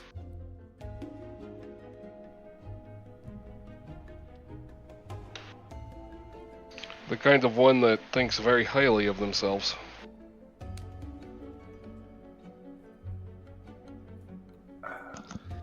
And yet they don't have their name in any of the archives. DM, I need to make a con save to not take the ring. Alright, make me a con save. I'll let you determine what. I got you. Add a Landcast family ring to your inventory. Useful. Perhaps they are a cadet branch of the Cromwells. Maybe, but you still think that would... In the books, is the Cromwell coat of arms in there? It is in there indeed.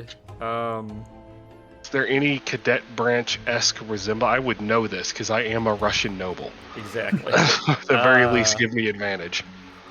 Yeah, give me a history with advantage. We'll see if it crosses your mind proper. 18. Ooh, 18. Roll it again for advantage, just in case it gets higher. Oh, I selected advantage. What? Oops. It said no. It's like, no, normal. You're not gonna need it this time. Okay, alright. Yeah, let me bounce that fact to you. I was fighting for my life. I'm rolling Arcana on the ring. Did you just shit yourself? Are you sick? I now, was in the too? bathroom for a while. I'm just. Oh wait, no, I need to leave the fan running. Oh, oh God. That Was it a very shirt off unpleasant. type of shit? Oh, it was no socks type. Oh God, that's real bad. Also, 22 on the Arcana check for the ring, if that's applicable.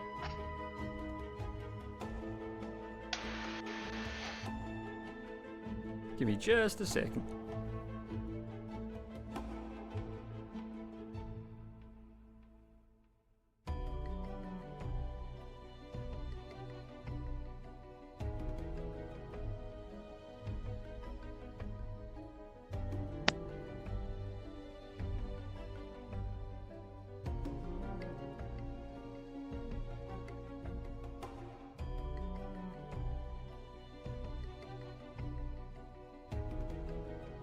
It's been a second, DM.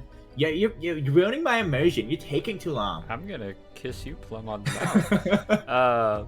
Yeah, looking at the ring with that 22 Arcana, it is indeed a ring.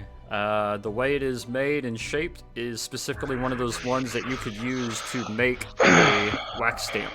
Yeah, it's not magical. No magic whatsoever. Okay. They seem to be a rather unmagical presence here overall. I think the lane casts might be retainers of the Cromwells, as opposed to actually members of the family. That would make sense.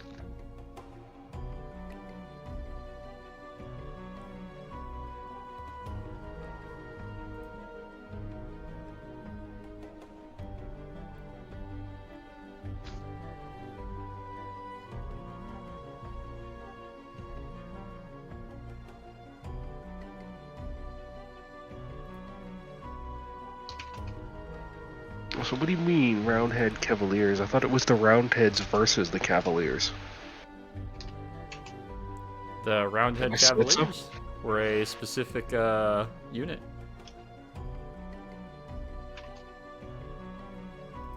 Okay.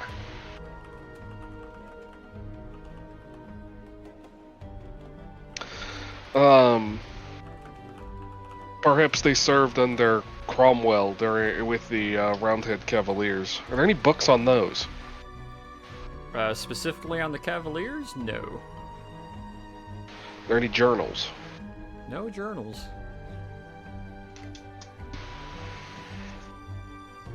Give me a insight roll, Peter.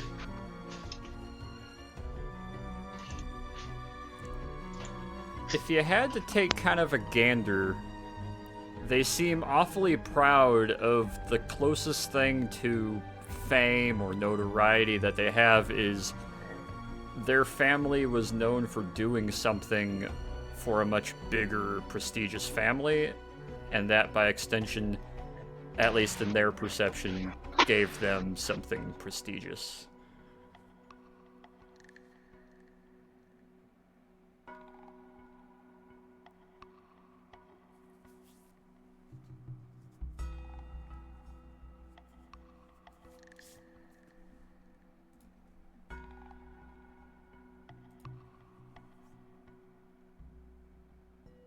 Yeah, it seems like that's where they got any kind of family fame, was from that association with Cromwell.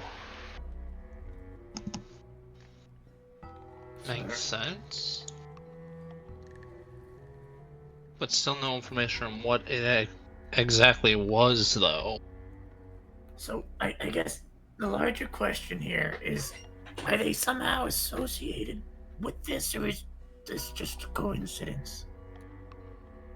I mean, the wife knowing the Golden Dawn, obviously, and Roger Conant being involved with that. Or no, not Roger. There's so many names. The Mick, the Irishman, who started. Herman. Herman. Right. So, I think Torrent's gonna cast a spell without thinking about it, like he always does. What spell? Locate object on this ring. Okay. Obviously, for more of them, maybe. Cast said spell. More rings within 1,000 feet. So, are any of our players currently wearing any rings? No, am. this specific kind of ring. No, I do not have any rings on me. I don't think Peter And Hawkshoe let me- have any rings. Do you? No, I do. You do. DMs. Alright, DM to me.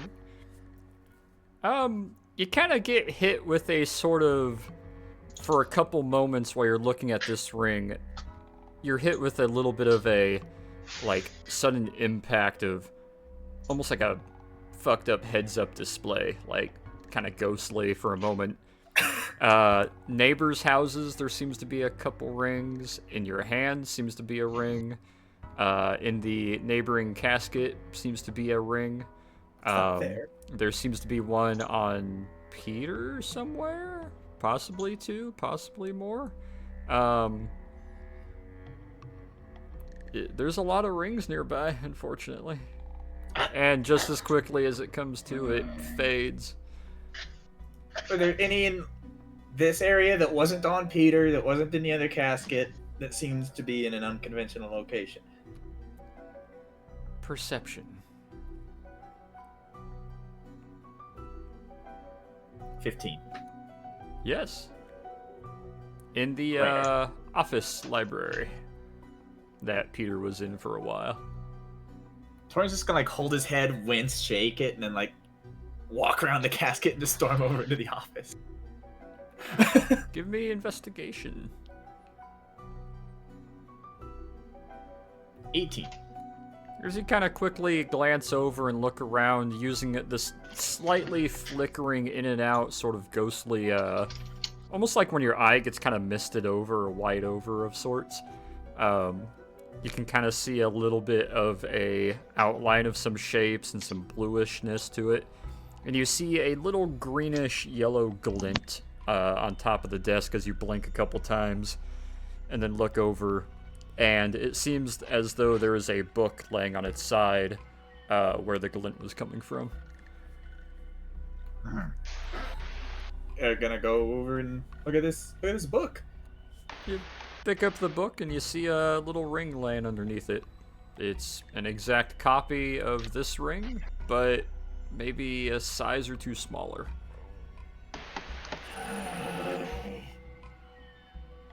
Add a second Lancaster ring to your inventory.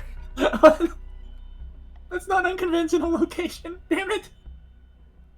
I was hoping I'd find like a ring in a box, like with all the other family stuff hidden in a wall or in a fucking desk compartment or something.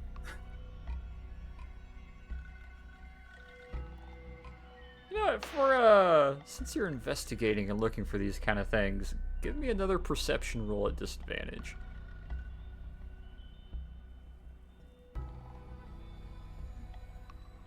A 10. Give me an insight roll. A 5. For what seems to be prestigious and well-off people, that's a very, very poor person's, like, pen and inkwell. You would think they'd have something much nicer at their writing station. Yeah. Yeah, they should. What are you looking at, Thorin? I don't know. I found another one of those rings that was under the thing. And this pen, this quill is absolutely just. I thought these people thought they were. And he's gonna pick up the quill. to like roast it some more. I'll come in and I'll take a look at it, and also ask who uses a quill today. People who want to be fancy.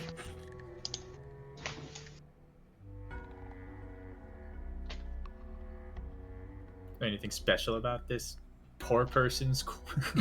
It's a very poor quill that has been overused longer than it needs to have been, probably because it costs too much to get another one.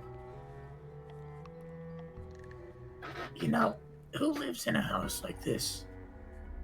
People pretending to be rich. And then rubs a quill down to the feathers. Yeah, exactly. People pretending to be rich.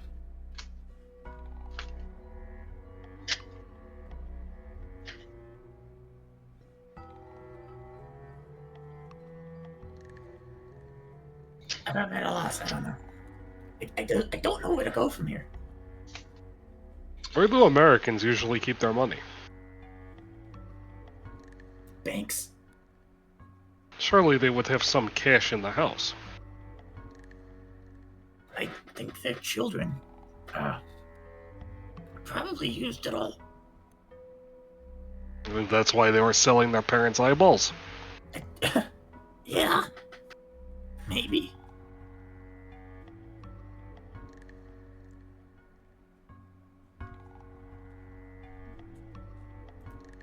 There's a suspicious lack of any sort of wealth in a house that would otherwise lead you to believe that the people living here would be to a minor degree wealthy.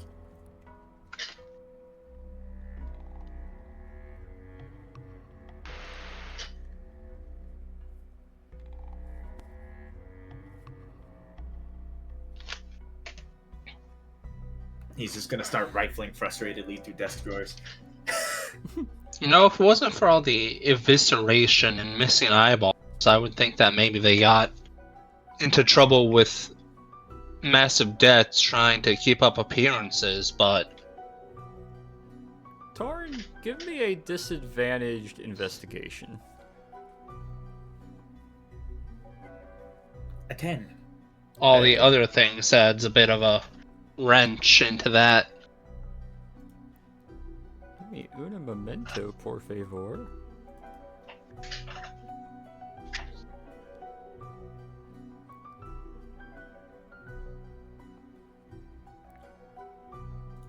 That's perfect. Let me DM you what you come across.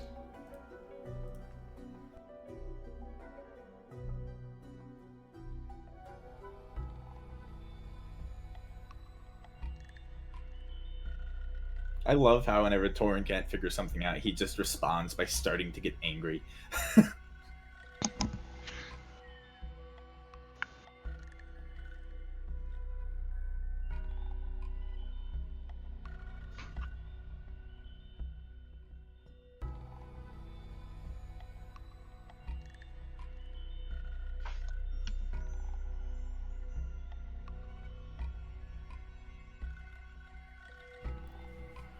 As you're rifling through what is essentially a bunch of junk, you do find that, and when you pop it open, those contents kind of fall out onto the floor.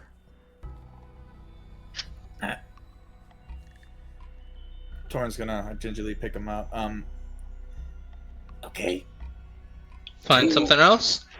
I found two Confederate $1 bills. Highly circulated.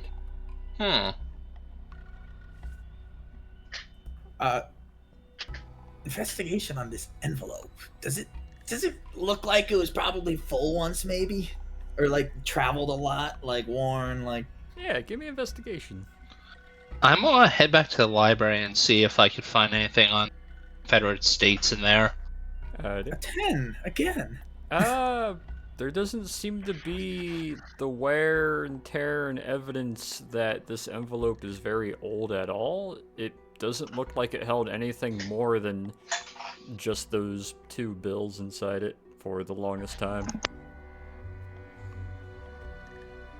Give me a...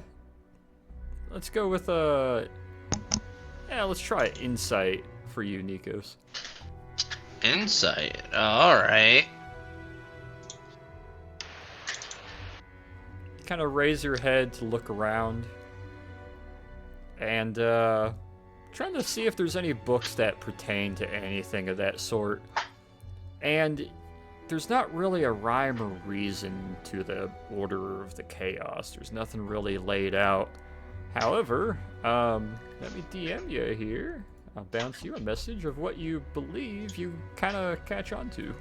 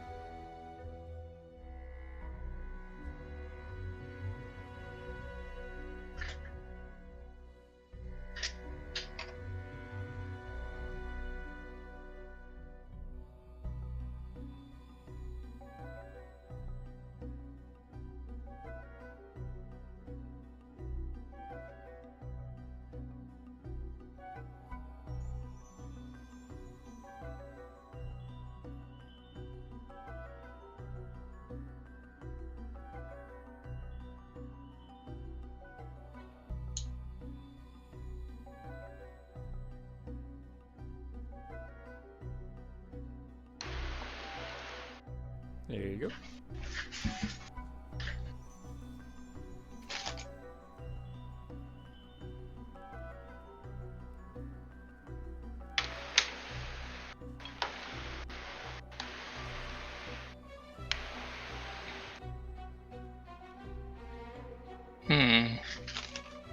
All right.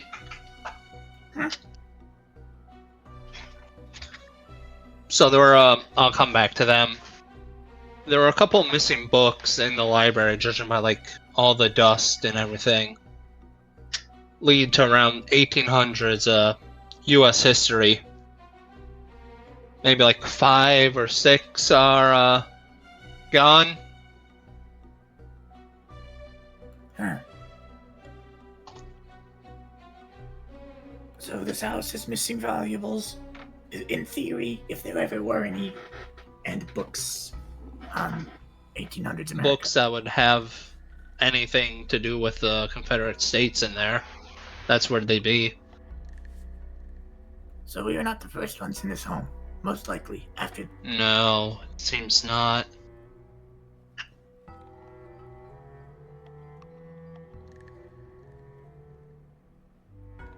I'm just gonna...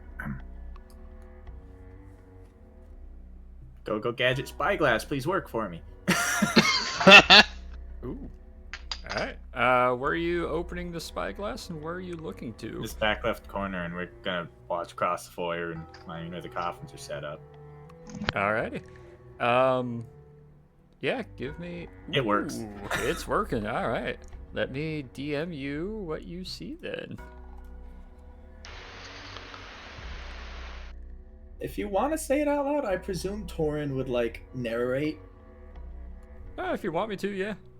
Yeah, I assume Torin would just narrate what he's seeing. Yeah, that way they can all know how it also works kind by now. of see the visual of it. There's a nice empty area. Doesn't seem to be anything going on. And coming from the kitchen where Nikos and Peter had walked through, a gentleman walking backwards, kind of hefting one of the caskets, or coffins. No, casket. Hefting one of the caskets, dragging the back corner of it across the floor. And then just behind him, a female dragging another casket, who you quickly identify are the two in the alleyway. They drag the caskets to their current positions. He grabs what looks like a small crowbar, pops in the corner and pops one open, pops the other, and you witness a very undignified and very careless and hapless desecration of the bodies, where the eyes are taken, the parts of the organs that are needed that were also removed from them in the alleyway and were also removed from the other gentleman in the alleyway. They commit the same thing on these two bodies, but in a much more non-caring but surgical process as compared to how it was done to them in the alleyway.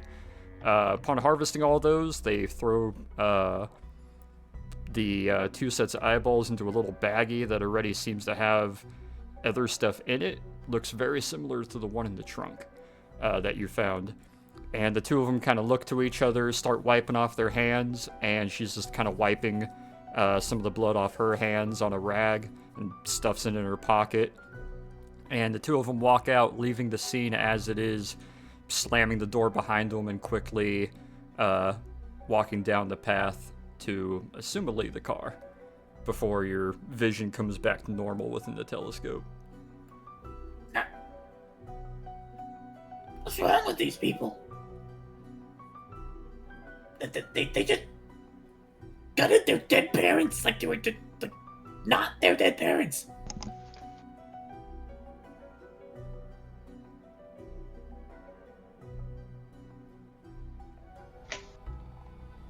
And So maybe they were involved with the Golden Dawn then.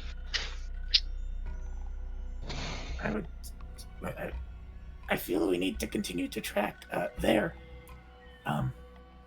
perhaps their events, because they knew what they were doing, or at least they thought they knew what they were doing. Where did they get these? Did they go dig these up? Are they buried at all? Correct me if I'm wrong, but Hachu, when we first came in, you said they didn't look like they'd been buried or embalmed at all. That is correct. Well, they were placed in the caskets, which, from what you can tell, were self-made. They lack any of the real evidence of a proper embalming, and there's no evidence that these caskets were ever actually in proper coffins, let alone buried, for that matter. I don't know where to go from here.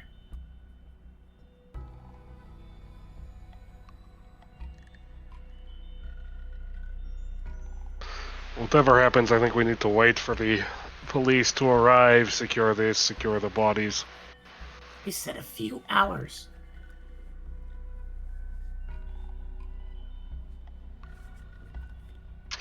After that, I think it would be a good chance to go... Or we should go start with... maybe see if we can find records of the family somewhere else, since they don't seem to have kept their own. Or if they did, someone took it.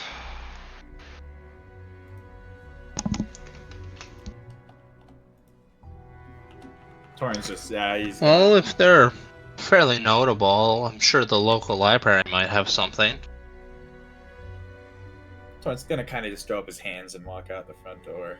As you walk out the front door, Torin, you hear a nice, subtle, kind of hasty park, and a all-black Salem Police Department vehicle comes to a stop, and both the doors open up, and 2 officers are slowly stepping out, looking a little bewildered and confused, and start walking their way up the path and stop looking at you. It's about time. Hi, who are you? Torin Levencroft, I'm aiding you guys in this whole case. Oh, you're It is a the... complete mess, by the way. Okay, so you're part of the investigator. Okay. Yeah, we got told get here as soon as possible, so, what's going on then? There's 2 corpses inside. Oh! He kind of looks over to the other officer, who gives kind of like a, oh god, okay, we're doing this. And they're coffins. They both kind of double take to you. Let out a huff, and one officer will stay standing out there, kind of to the back corner of your vehicle, just kind of overlooking the yard. The other one walks past you, steps inside, looks to the other 3 of you in there, looks at the bodies and the coffins. Ah. So... Huh. Say, did you guys know much about this family? I think this is the land cast? Hey, Mm-hmm. Benny! Is this the land cast? Yeah, this is the Landcast house.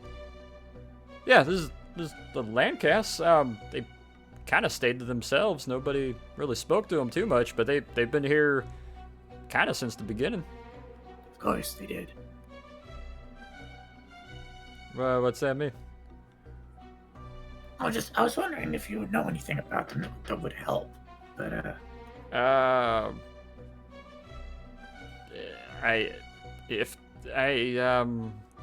Benny, you know more about local place here, right?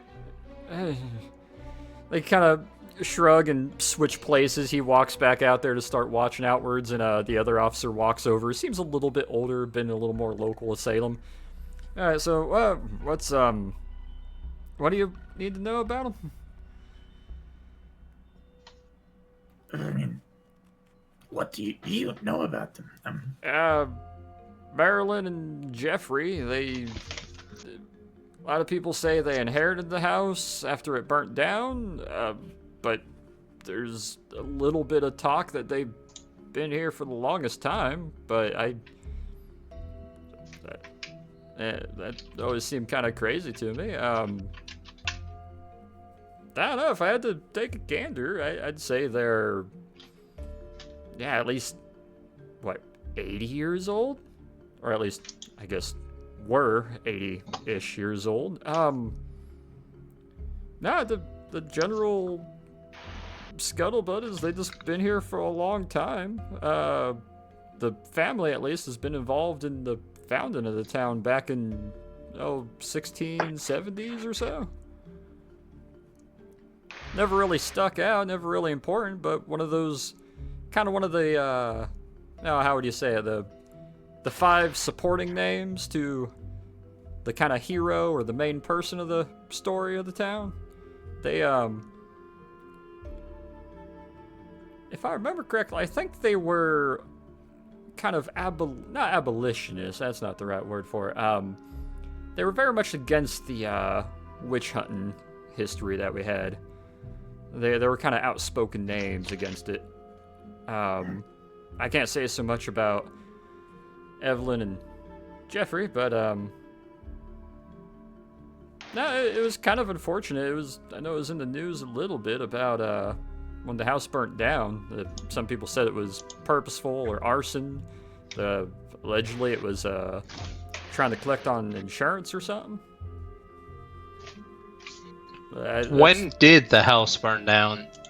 Oh, shoot, a couple years before I was born, maybe 30 years ago or so.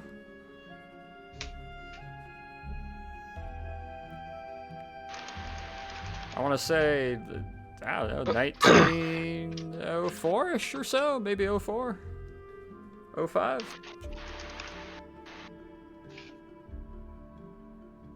Frankly, Salem's had a lot of fires, and as much as everybody outside the town wants to name every fire as malicious and witchcraft and revenge of spirits, we have some really poorly built gas lines that I will attest is majority of our problems. Hell, my shed burst into flames when I was growing up. Lost like 30 chickens. We didn't know there was a gas main hooked up to it. Wait, Why? what? If I had to assume, and what Mom kept saying, she said maybe what we used as a shed was slave quarters back in the time, and it had natural gas line going to it. Well, we didn't know that, and at one point we go out there and there's a bunch of burning chickens. Wow. It's not uncommon. I mean, Salem was one of the towns that, for a while, was the pride of gas being pretty common. A lot of our street lamps had those fancy underground gas lines going to each lamp until they found out if one's improperly lighted, all of them turn into beacons, if you know what I mean. The town hall should have records on them, right, if they've been here for so long? That's the fun part about Salem. Those fires are frequent enough. We have lost not one but 3 record houses, including the record room of our police department burnt down not just 2 years ago. question. Where do you normally store bodies here? At the morgue. Alright, did you have any information of... Did you know these two were dead? They've been dead for a few days. I heard a little bit of talk that Lancaster died. I didn't know whether it was true or not. I don't work this side of town, so I wouldn't really know. I did hear one other officer was talking about did you hear about the Lancaster accident? I didn't really hear more outside that, though. Steph, thank you. That means... yes, of course, they were. That means they were reported dead, obviously. And, now, their children somehow retrieved their bodies, presumably from, I would assume, your morgue? That'd be a good assumption. I will admit, there's a couple families here, some of the older lineage families, who kind of have this whole take care of themselves sort of plot and plan. You'll actually find a lot of the backyards have family members buried in them under some of the estates. They keep their deaths and their burials kind of within the family and private. I'm pretty sure if you look at those caskets there, they were probably made by Mr. Marilyn and Jeffrey themselves. They were. Oh, well, there you go. Okay, I'm at a dead end here. You're Before I part ask- of the... Oh, Any questions? Can I take a look and see if they have any, like their car or their uniforms have any markings related to the Golden Dawn? who? The two The bodies? cops. Oh, the cops? Cops. Investigation.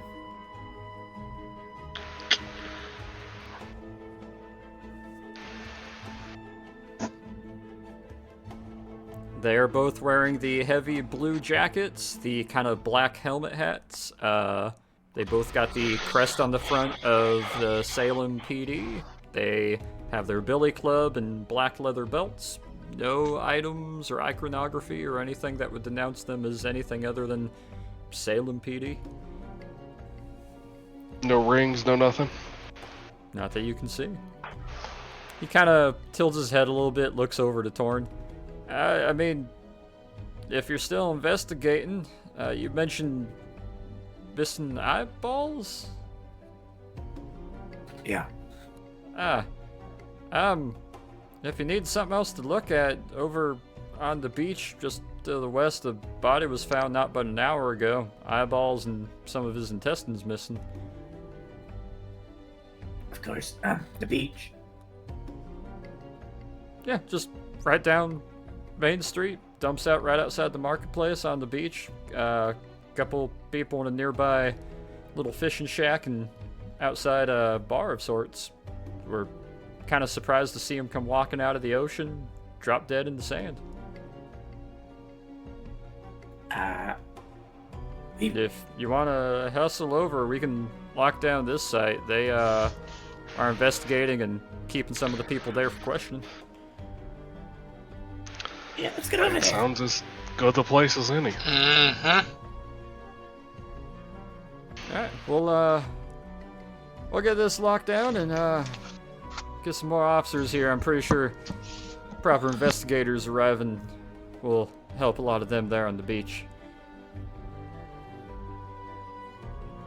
Gives Snark. Proper investigators. They're regular beat cops, man. They're not investigators. They don't know this fingerprint stuff. Yeah, kind of gestures for you guys and starts putting on some rubber gloves and kind of sighing to himself like, oh gosh, alright, crime scene prep.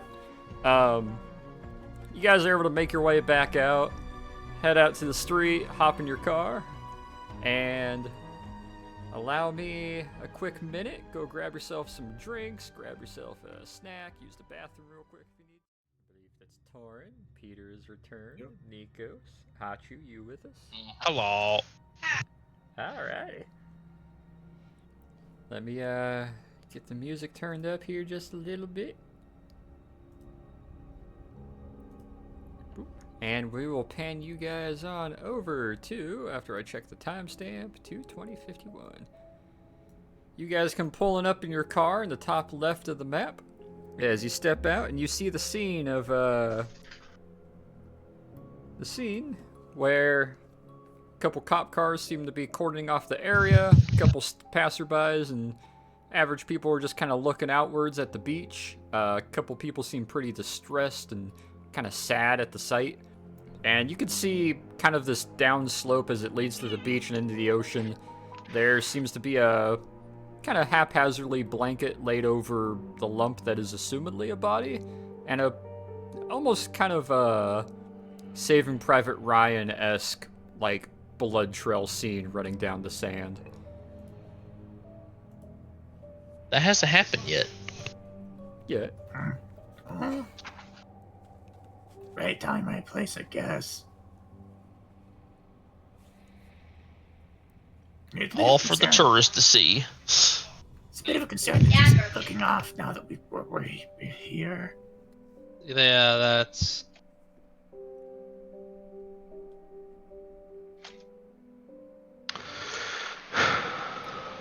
Well, let's go see.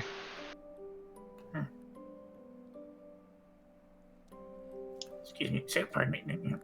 You walk past some of the crowd who see you guys, all them being humans, are kind of like, oh, a bunch of non-humans in a Hi, nice to robe. see you again. How was Vienna? You have a good time there?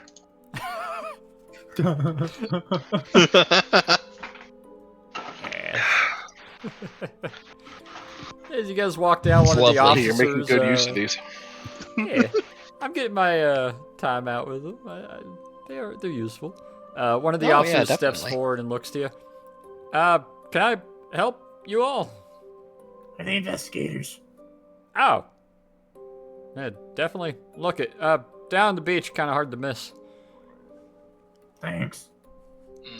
Leah, do you have any witnesses? Kind of tilts and leans over just a little bit and gives a half point to a, off to the south of the map, not quite pictured, is a little kind of crab shack, open bar type building of sorts with like two little piers going off it. And you can see where there's a car parked in front of it and what looks like one officer talking to 4 or 5 people sitting down in their chairs in front of the bar.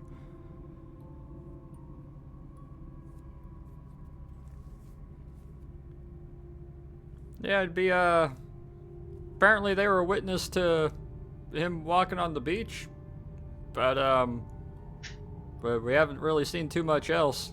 We only just kind of kept the area secluded. We haven't had anyone poke around the bodies just yet.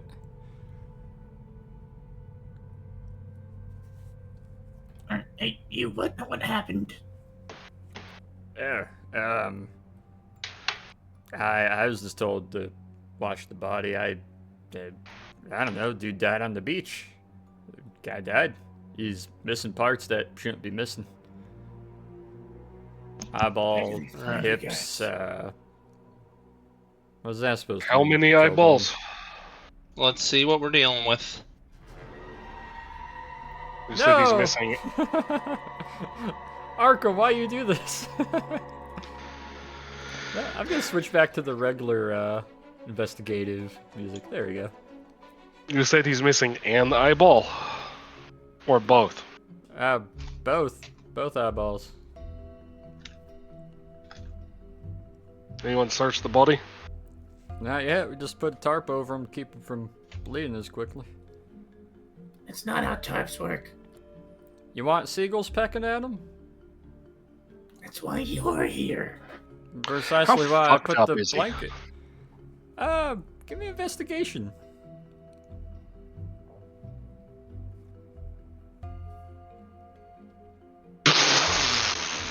Well, the extent of fucked up is really hard to tell as you peel back the kind of large sackcloth blanket that was laid over him. Considering there's maybe a third of the left side of his head and like some of the core remaining, his shoulders are fucked, his chest and rib cage is mangled and impacted inwards. He might have 2/3 of a right arm. Left arm is all scratched and ripped apart. It looks like he was turned into a chew toy for a shark, except for the parts that seem to be missing. He's not in a good shape, I can say that much. They say he walked out of the ocean like this.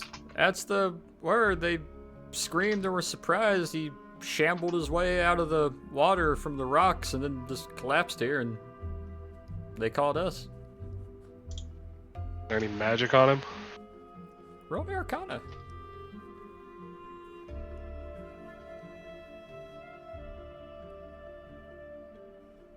Of course. Not that you can really tell. If there was, Did you move him at all, or did he come from right here and just drop? He rolled a little bit in the sand after he dropped, but we haven't touched him or moved him after we put the blanket on him. It's the car from the other scene! Conspiracy. Oh no! Nah, this is the same model. I mean, might as well try the idea. Be my guest. I haven't touched the body yet. Yeah, Torin's going for the wallet. Alright. Give me a sleight of hand. 24. You have to raise the side of the tarp, and unfortunately the body's pretty mangled and kicked around in a very kind of ragdoll tumbled sort of mangled, more than a purposefully ripped at mangled. But you do manage to reach into the side pocket. You find a bit of leather, pluck it out, and there's a very waterlogged and sea salt-soaked wallet. The bills in there are completely ruined. Most of the paper is ruined. You start grabbing some of the papers. I need a disadvantaged investigation from you, Torn.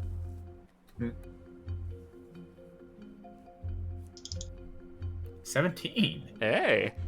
You end up plucking through While some of the he's doing that- cards, and three of them... Oh, one second. Three of them come out together, and you can see where one is an ID, and the other one next to it is what looks like a... kind of those thicker business cards, but it's been handwritten on. It's a little smudged, but it seems to be specifically written on, and it's mostly legible because it's stuck to the backside of the ID. But it seems to have something written on it. We should be able to perfectly dry those out with destroy water, right? Technically. Hey, Peter. Look, Huh? God. Think you could try these? I'll cast destroy water on that. Alright. I'm gonna drop most of my stuff over here and take a dip and see if I can't see anything underwater. He just walks into the surf and disappears. Gotcha. Man walks out of the water, man walks into the water. Well, Thus the cycle continues. we'll get to you in a moment here, Nikos. Peter steps over, opens a palm, casts Destroy Water as the cards dry up and the ink kind of seals fully to it again, no longer smearing and smudging. Looking over the ID seems to denote or note that this gentleman was formerly known as John Mackey, lived here in Salem, and had a driver's license. However, no address is listed.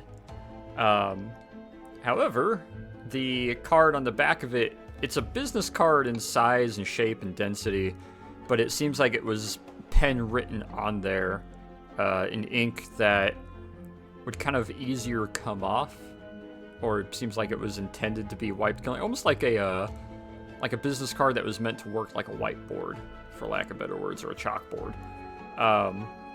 And the name that you're able to kind of make Mackie.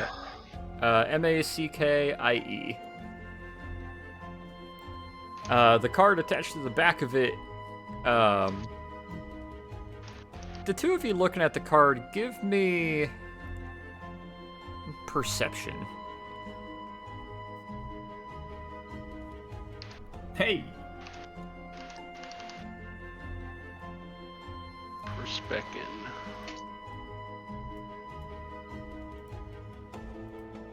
Ooh, alright. Let me post here in in-game images what you see on the card. I just need to do a little doctoring here. Breaking out the smudge tool, I see.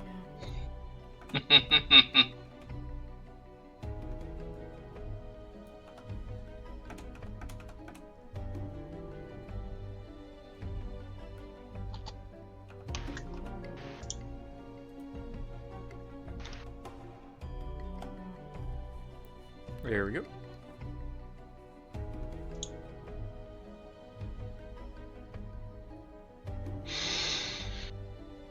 Evelyn Turpin.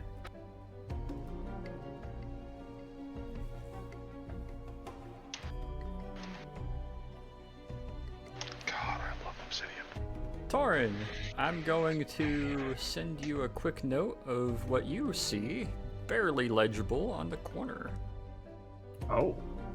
I'm gonna wave the officer over here and ask him if you recognize. Ask him, do you recognize either of these names, or parts of them? Gives a bit of a head tilt at that. Let me send this to Torn and then I'll let you know. Evelyn Turpin, amateur painter.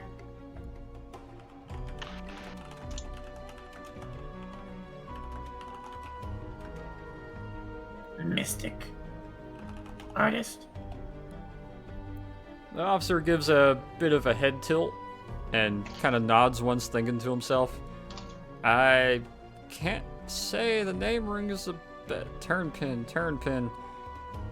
I think he's a artist of some sort on the north side, up in the woods there. Name sounds familiar. Yeah, I think he's some sort of naturalist artist or some dragonborn non-such. Torrin's going to nod to get Peter's attention and hold the card out and kind of away from the officer. Probably he's not intending to hide it. He's just not attempting to show him. And he's going to point to the little tiny thing on the bottom right-hand corner of the card, which is very clearly, once you see it, the seal of the Golden Dawn.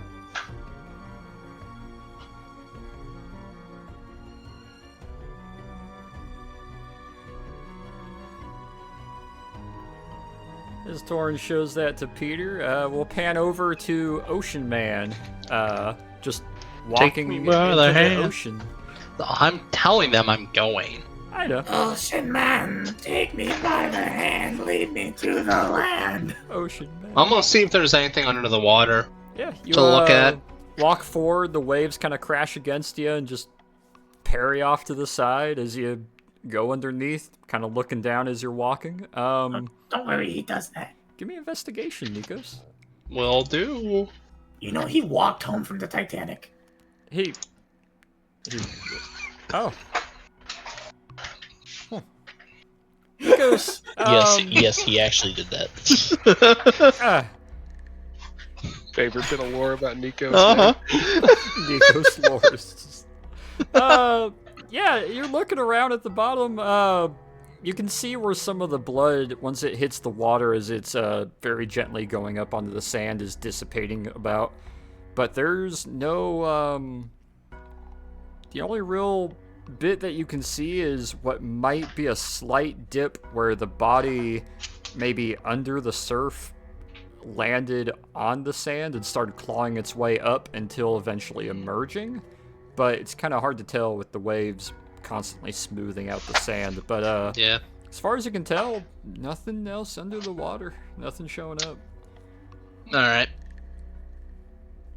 How is this man dressed? Yeah, with the previous investigation.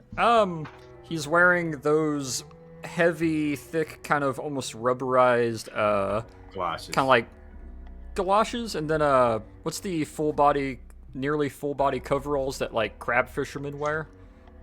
Ship deckhand and, like, fishing type you stuff. answered my question. Well, I think he came off a boat.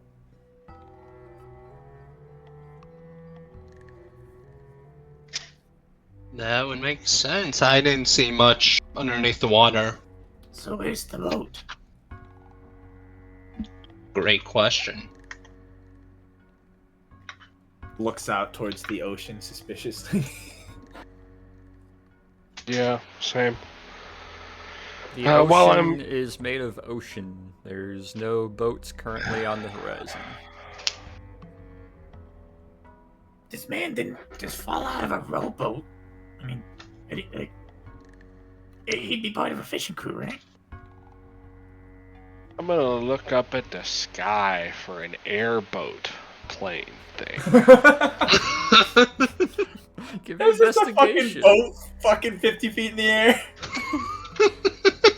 It's like the thing where he's just hovering right out of line of sight. Yeah, give me investigation, Peter. Fucking guy 6. hanging over the deck on the boat. Hey, John! John, you okay? I get to bring this back from Dead West. There's no ship. There's no boats. There's a handful of birds, a seagull flying by. There's a cloud, though. That cloud catches your attention. And it's that movie scene where one person is looking, and eventually the others slowly start to look. Hachu follows your eyesight, and eventually sees it. Nikos, as you're walking up the beach, you look up. Torin, you can't help but kind of look too. And for the next 30 seconds, you guys all see a cloud. This cloud is very just, like, bunny-shaped. There's just a bunny in the clouds kind of sitting there, and it's a very pleasant bunny. Bunny cloud. The cloud is mocking me.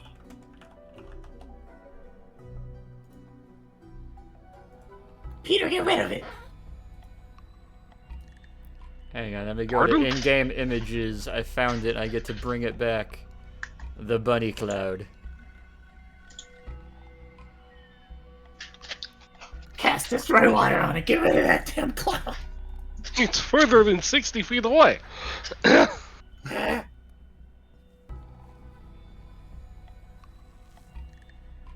Alright, but... So... This man was on a boat. Officer. That or a dock or a pier? Maybe. Could you button the phone call and figure out who he is, who he works for? He was at work when this happened. Probably. He takes out his notebook, writes down, and we'll start walking over to one of the other officers. I'll see what they can find to dig up about him. Walks You over. keep track of starts- boats in the area, right? Oh, we try to. Delivers the note to the other officer, who gives a nod. Eventually we'll hop in the car to drive off and go look into that as he comes walking back over and kind of stands by.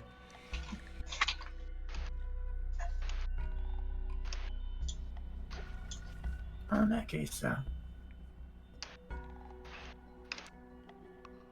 You Torrance- mentioned something about turn pen on him?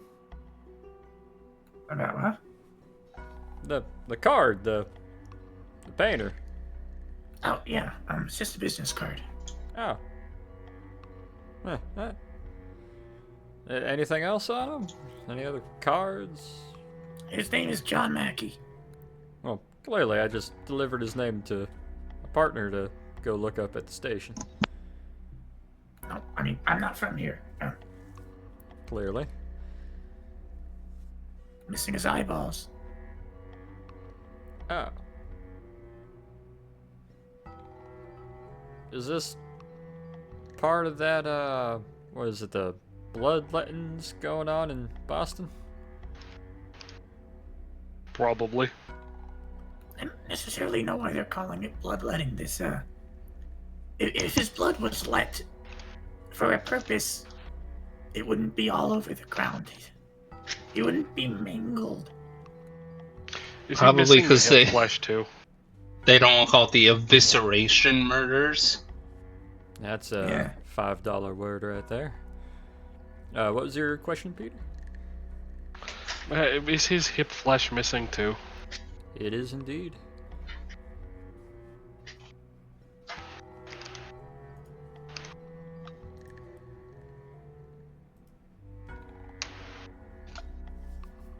I don't know how much motor force there is here.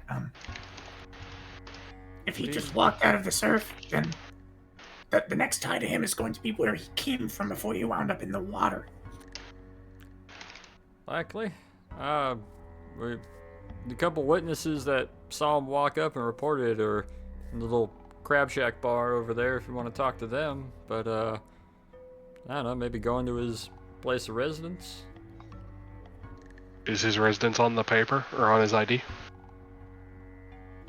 Gives a bit of a head tilt. It is not. Do you know where he lives, or do you have the ability to find out where he lives? Well, that's where I sent my partner, but I can't say I'll be able to do that very quick. Is there like a pay phone around here? It's Pipe Beach. There's gotta be one. There is one payphone, a little bit down the way, yeah. I'm gonna go up to it wherever it is. I'm gonna pick up the phone. If they ask for charges, I'm going to tell them to charge Salem PD or Boston PD. They're dealer's choice. Yes, Alright. arrest you, And then man. I'm going to ask the operator for the phone numbers of Evan Turnpin and John Mackey. Very well. Is this in relation to an investigation? Da. Okay, give me just a moment. And you hear some of the pops and crack sounds. And then a little bit of shuffling. And then she gets back to you. And we'll deliver the number for John Mackey, who doesn't seem to have an individual line. He has a building line. From what you can tell, it's a building with multiple residences that likely has one singular group phone there. However, there is no number for a Everin Turnpin. However, she does have an address. I'll get the address for Turnpin and Mackey from her.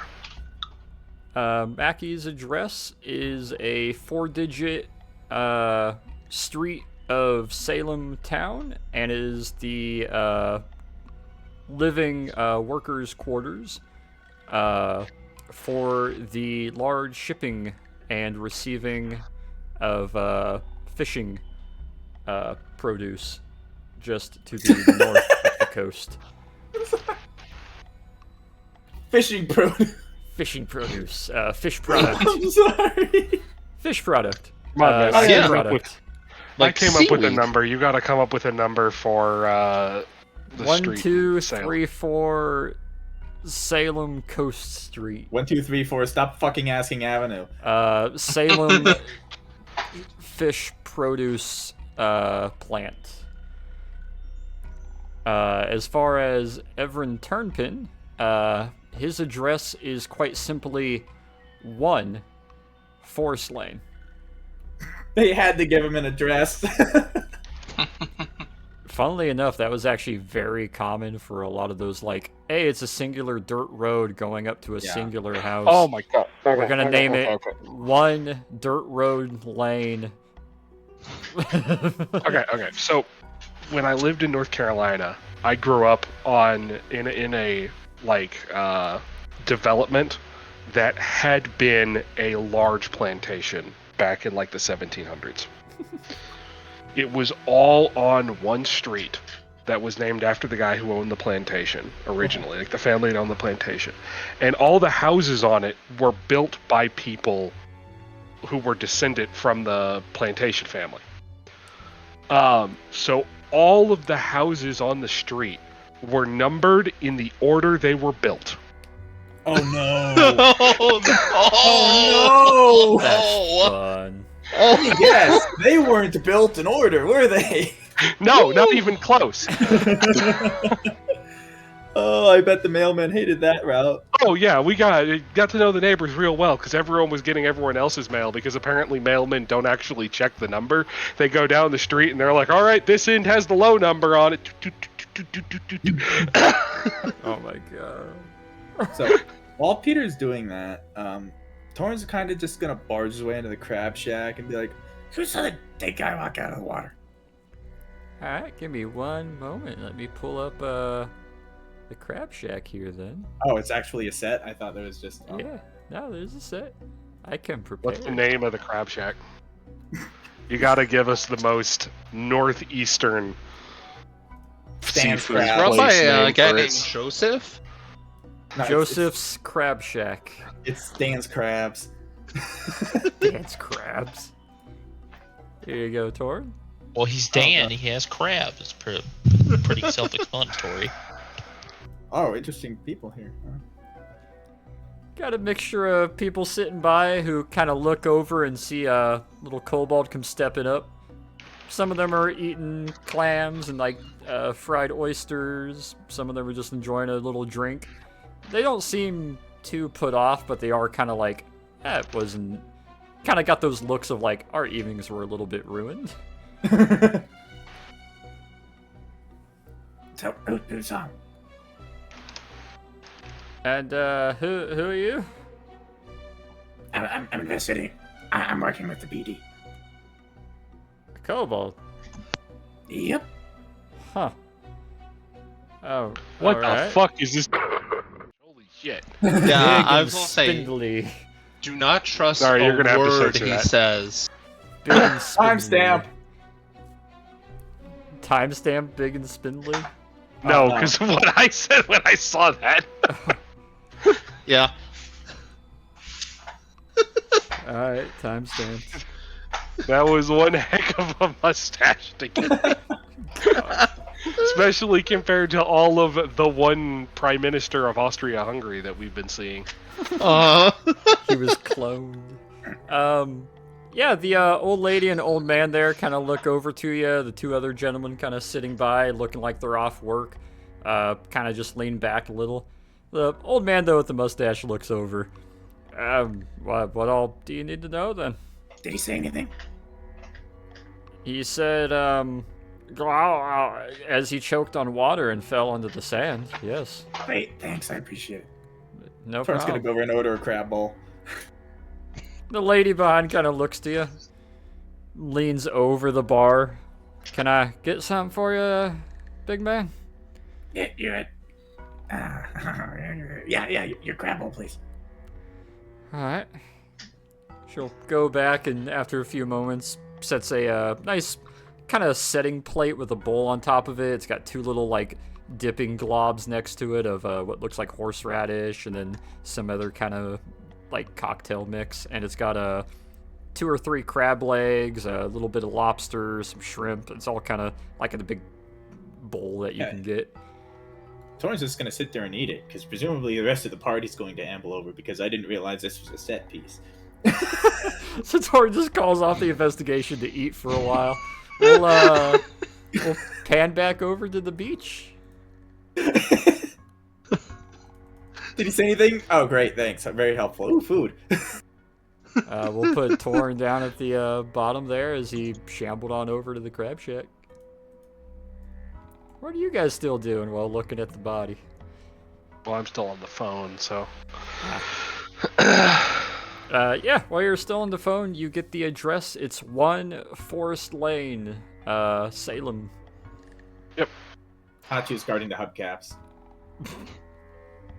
They're in the I'm trunk. taking another look at the body, just trying to find anything else. Alright, give me investigation. Alright. Investigation. Nice. Nope. Well, I will say you are proficient at some things, and as far as waterlogging of a recently killed and dead body, this wasn't done to him in the water. It seems it happened before being in the water, and then ended up in the water, and then washed up on shore. Okay.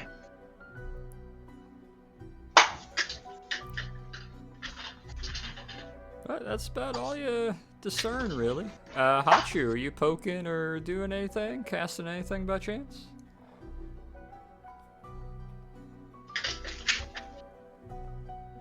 Oh, my neck. And, did you get all the information you needed as well, Peter? From the phone, yeah, I figure this is just taking a little bit of time, so other gotcha. people get to do investigations while I do this. That's Hold, right. please. Hold, please. Operator, please hold. Operator, please hold. Operator, please hold. Hey, Nancy, what'd you do with that damn plug? I can't find it. Stop talking to your boyfriend. I don't know, Nancy, if he's packed his bags for the weekend. I think he's gone. You're probably better off with... Oh, hang on. The sub's going down, hun. No, I'll call you. Sorry, I'm getting another call. The phone operator over from here. Atlantis is the best. Are Standing these? over here. What are these? Is that just map detail? Map detail, some little ditches Okay. that someone dug. They look like zits. Whoever took the L from the motor pool sign, haha, well, Ha ha. very impressed. I forgot about that one. We're all going to die.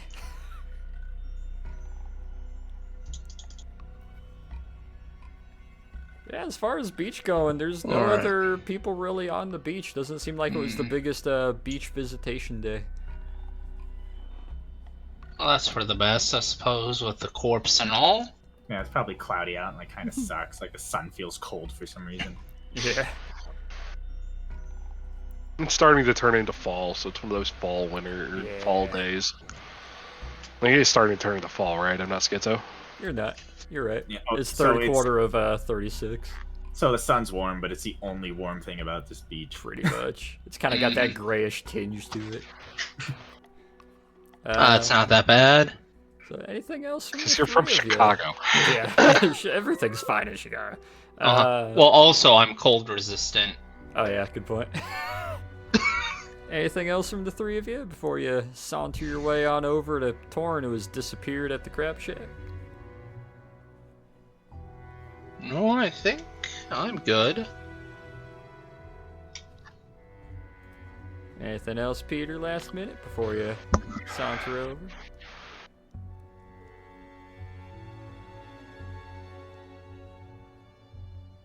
Yeah, I think I'm gonna use it now, because I think there is some kind of connection there. I'm gonna take the 10 minutes it takes to cast it and pray and use legend lore on the Landcast family. Ooh. On the entire family. Yeah, Alright. and their connections. Let me double check how this spell works, because I remember using it a lot, but I want to make sure I'm doing it correct. The more information you already have about the thing, the more precise and detailed the information you receive is. Ooh. Alright, I'm gonna have to give a little bit of a text blurb while you're doing that. Go ahead. For sake of argument, we'll pan over to you guys slowly walking your way over to the crab shack, where you'll be able to chit-chat with Torn for a hot minute while I get all this working. Wink. Let me So it looks like nice text the blurb. bot, he wasn't attacked in the water. He fell into it afterward. Well, I suppose that makes sense. You have to try the crab legs. Alright.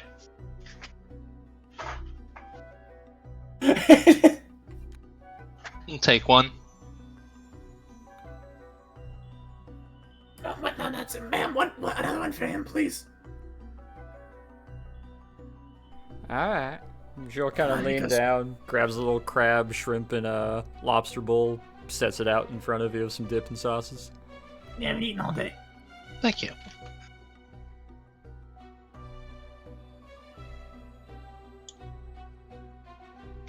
How much do I owe you? Sorry. That'd be about $2 each. Alright. I'll hand her over the $2. Alright. She'll take it and pop it down in the register and kind of stand by, looking to some of the others. Give me a moment here to type this up. Does anyone here have pipe tobacco?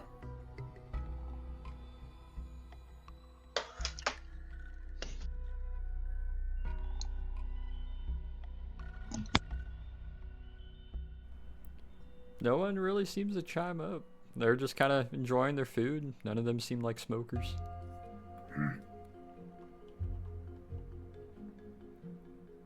Would have thought for sure that Mr. 1 Mile Mustache smoked. I don't think pipes are that popular in the Northeast.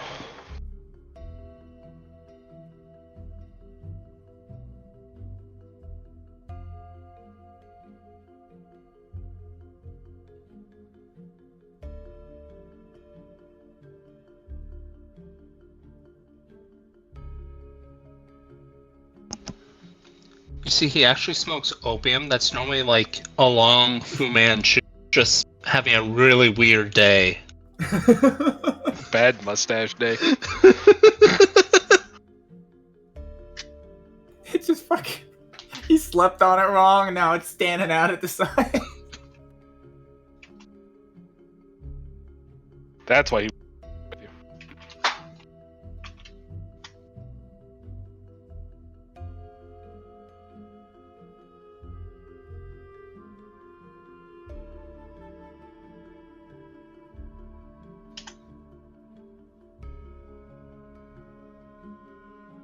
I'm stumped, Nikos.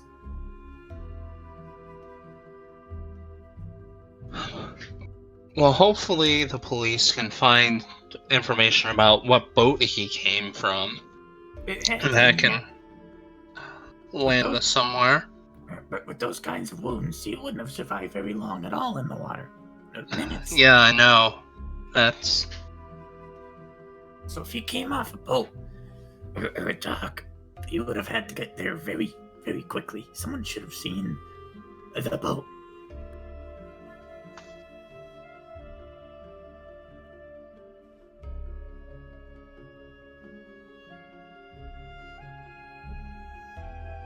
This also isn't the first time someone's been attacked on a boat either. Well, that makes sense. I mean, it's a semi-aquatic creature, I think. I mean, I've seen it. Semi-aquatic, egg-laying mammal of action. Doobie-doo. My brain went there too.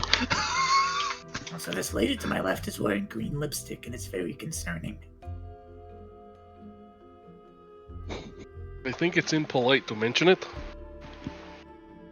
It's impolite to wear it.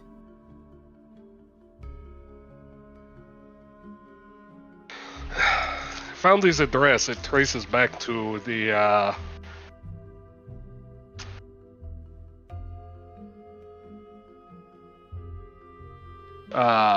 workers' quarters in the shipping and fishing district, you said? Yeah. Oh. That's good. We could visit there. The previous victim seemed to have associations of some kind with this nonsense. So far, it seems everyone we've found who's been a victim has somehow been tied to this nonsense. So, if the trend continues, then perhaps he was into something. Which, judging on that business card, I think he was.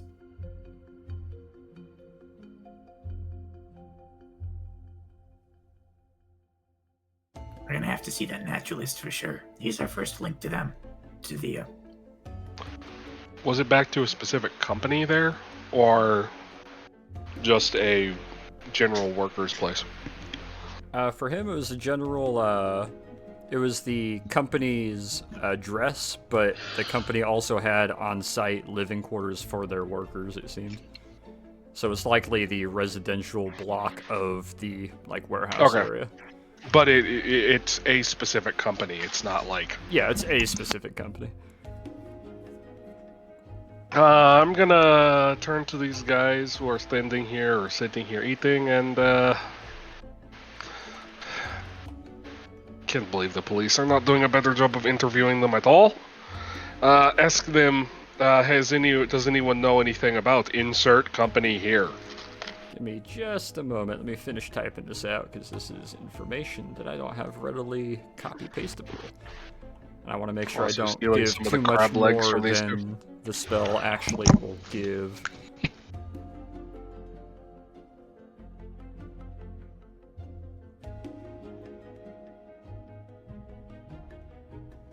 I'm pretty sure the spell gives as much as you want it to give.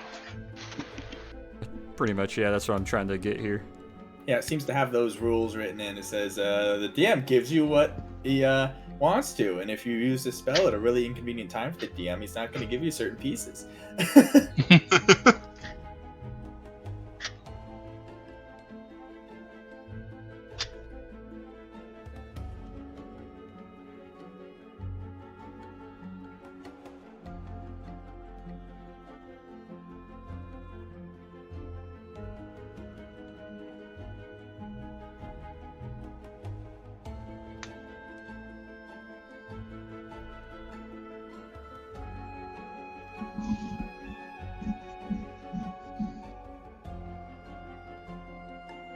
Man, I'm looking at Salem on Google Maps, and it's just covered in sailboats. And, like, small boats and shit that people just have parked everywhere. Every available open space of water. Wow, really?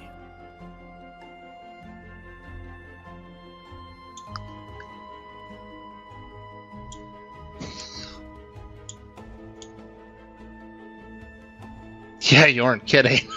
Oh, you just go look. Jesus.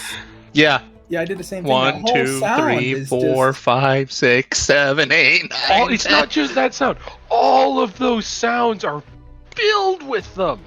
Yeah, I just picked like a random spot. I see like I take it easily like 15 or so. Maybe?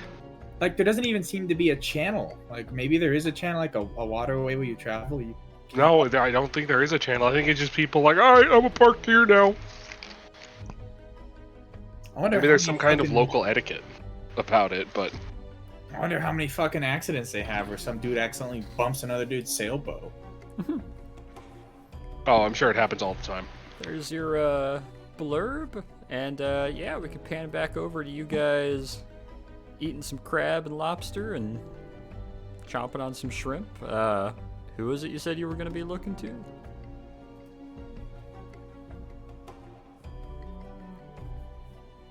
Just kind of people in general, going around and asking them, not impolitely.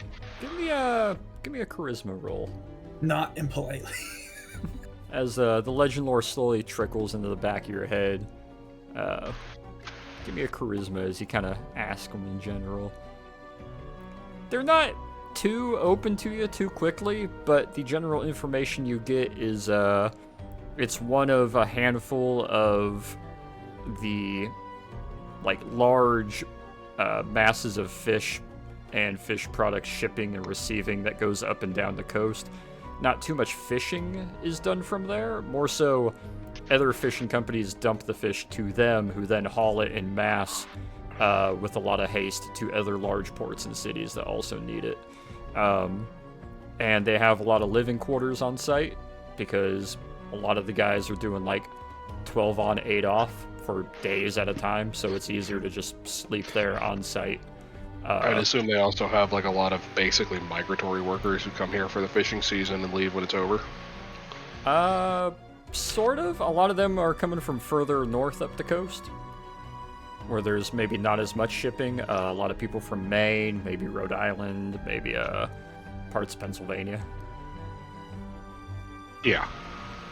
But in general, it just seems to be a mass ocean fish shipping and receiving company that has on-site living, which quite a few of them did at the time. But nothing really in particular to name about it. It's one of the staples of the place, but if it came or went, it wouldn't ground or destroy the town in any way. I'm gonna go ask around just to everyone if they saw a boat around the time that he washed up on shore. Give me charisma. Yep. They're a little more open to you and your friendly kind of bro dude smile that you give. Not being sarcastic, but pretty much all the answers are there's boats passing by pretty often.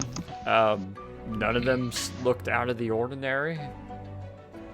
There's never really a pattern to when you can expect to see a boat. It's just a boat is no different than seeing the squiggle that crawls across your eye. Fair enough.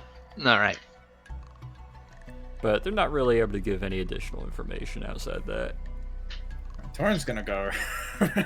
Yeah, what are you asking? Specifically, before the man without the eyeballs came out of the water, did you see a boat? Yes.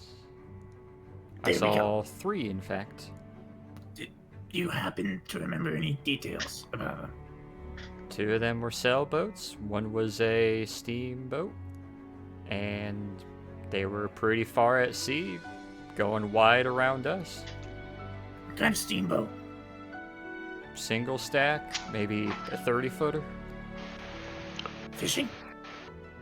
Assumedly net catcher. It had the little cranes on the side of it. Probably didn't get the name, did you? I can't see a mile away, son. I'm sorry. Understandable. Torn's gonna adjust his glasses. Here, try these. Alright, thank you, sir. Mhm. So I was expecting to have to roll charisma, and then I was gonna roll intimidation instead. The thing is, they're being upfront with you. Nobody's trying to deceive you. They just weren't paying enough attention to the boats, because boats are boats. Saber's dying inside right now. Someone's really offended by that now. Boats are not boats! They're ships! They're ships.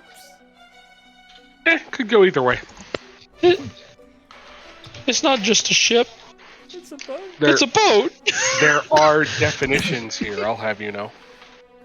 There's also this weird in-between thing that has no name. Yeah, I see ships as like a class bigger than a boat. Well, so there's Oh no. Oh no. there's 2 rules Oh, of no. thumb today on Fun Facts with Saberjet. One rule of thumb is that a ship carries a boat. The Okay. other one, but that doesn't always work because like a fucking life ring could be considered a boat if you really stretch the terminology. The other one is the U.S. Navy's definition, where a boat is anything under 80 feet long and a ship is anything over 100. Starting to And sound that's where like that- the Chinese Navy, who literally have 40 canoes listed as naval vessels, and they count that as part of their main fleet and their numbers. Well, I mean, both boats and ships are vessels, technically. yes, but it's very deceptive. Torn's gonna go out and try and spyglass the beach. Or the ocean. The ocean or the beach? The ocean from the beach where the man staggered up on All right, the beach. roll me Arcana as you bust out the spyglass. Hey, it worked! Ooh, baby. Want me to voice this one or text it to you? No, the other guys aren't here, so yeah, probably just send it to me. Alright, let me DM it to you.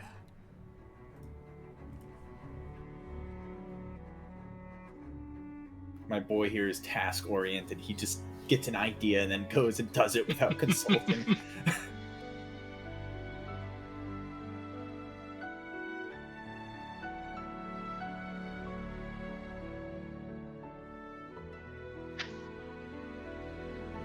Does anyone here know anything about missing persons recently? People who have gone missing at sea, or boats that have gone missing at sea?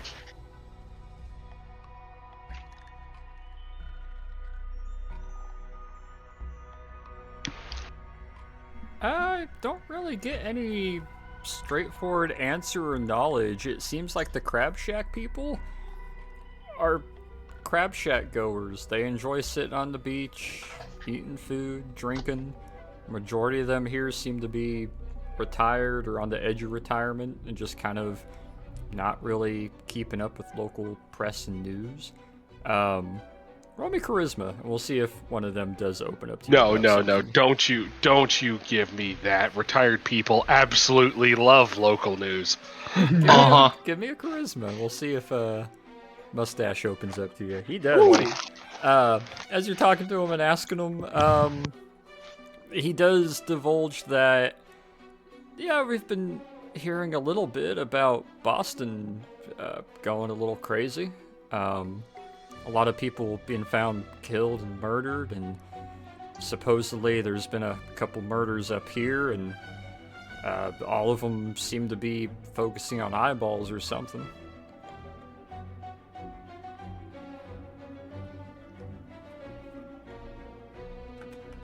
And he doesn't know anything about any missing ships, boats, or boat crews locally.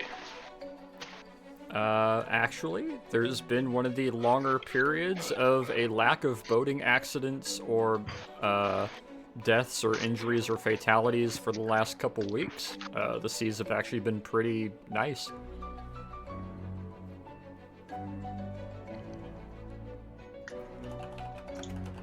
Why is everyone here noticeably larger than me? Good question.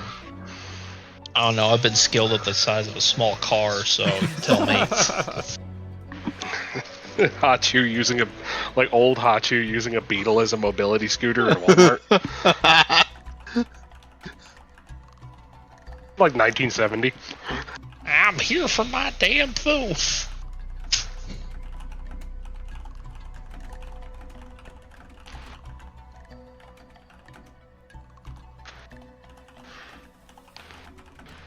And lastly, does anybody have any local stories about sea monsters?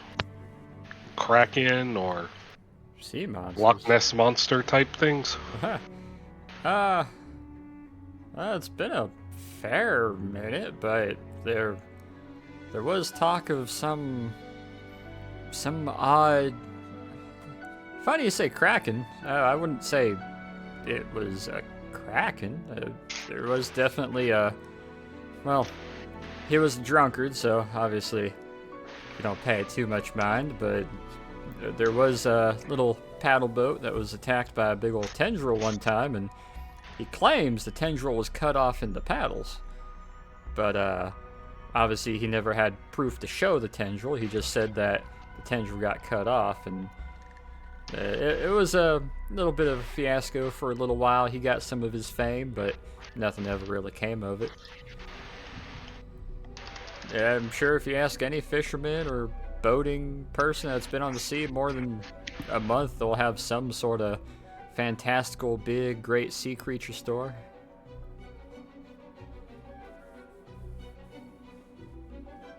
You don't by any chance know this man's name, do you? Or when this happened? No, it was a month ago. I can't tell you his name, though. I'm sure if you ask around, you'll find plenty of information about, I don't know, a sea creature, and frankly, narrowing it down, a lot of tall tales, I'm sure.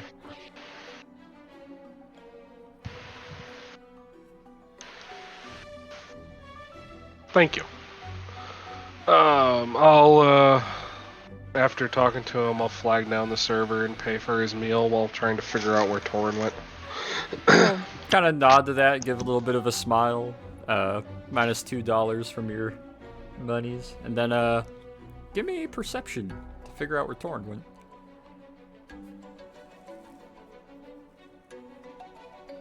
I saw him leave.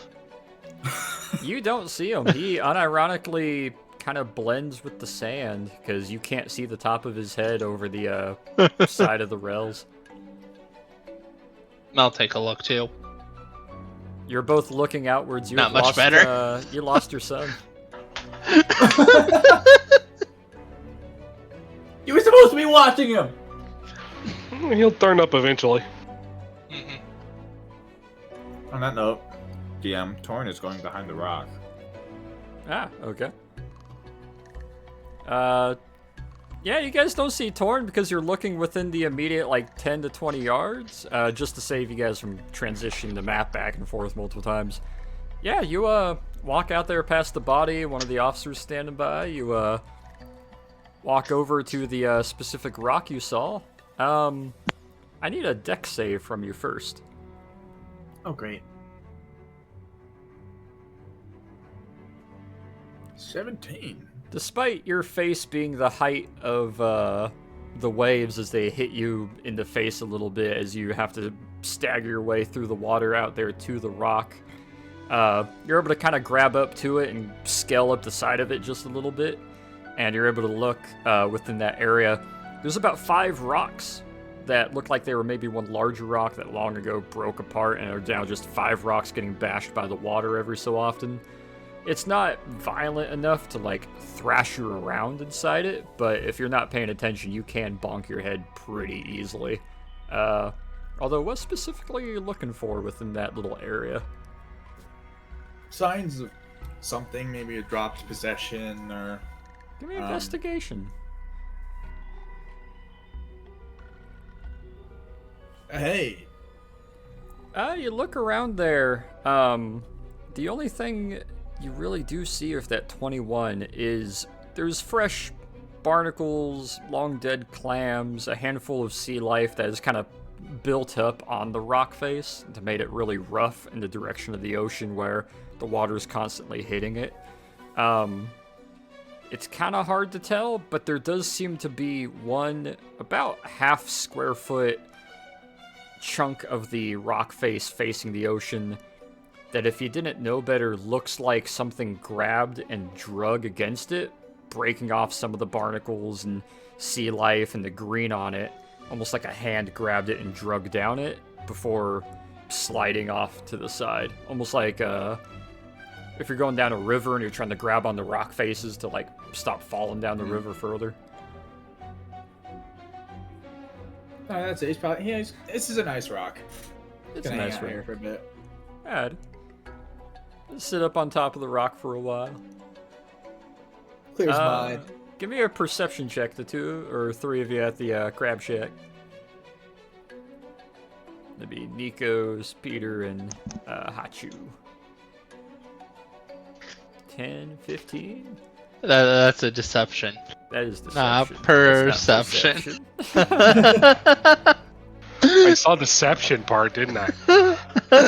Wow, the same roll. The same roll. Hey. Peter, you are looking nearby. Nikos, it takes you a little while, and you eventually track Hachu's gaze. Hachu's looking out towards the little rocks just outside where the body is, kind of like a snake looks at, like, a prairie dog they'd like to capture. And Nikos, you catch eyes with it as well. The 2 of you are the first 2 to notice. Torrance just kind of sitting on top of a rock, just kind of letting his legs hang down. His claws are kind of hanging in the water as it splashes past, and he's just kind of looking out at the water. There he is. Just sitting on the rock. You can go get him if he falls in the water, nah? Yeah. Alright, he's fine.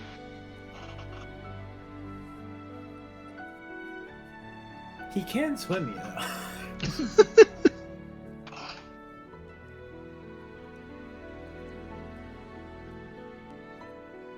Just not the best swimmer, because, you know, kobolds are dense.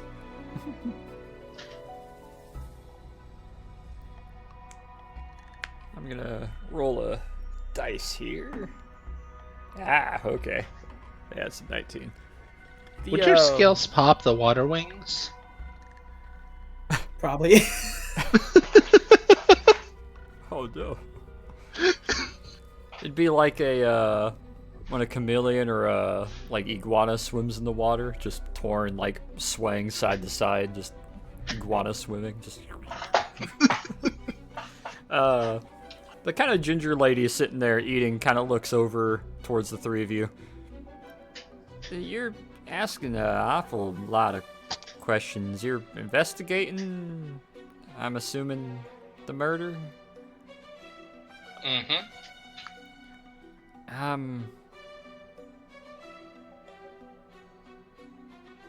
Well, I know you mentioned that. Is there any other way we can kind of help? You're obviously not locals from here, so...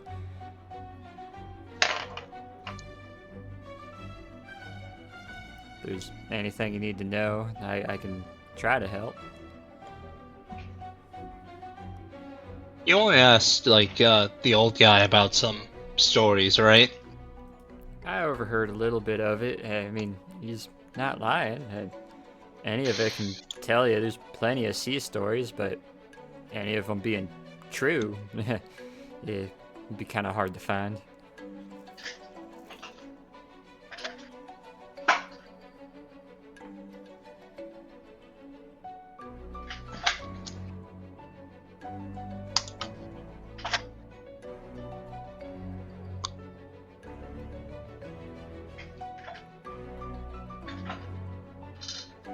Know anything about the landcasts, Landcast. by chance?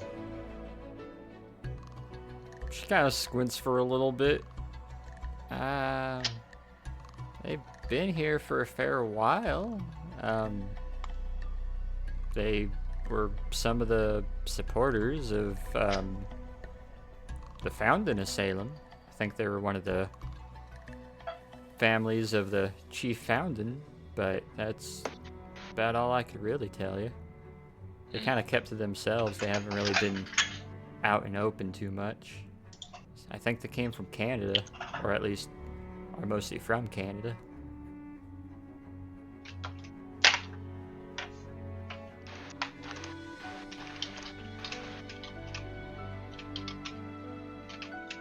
Hey, why are they involved?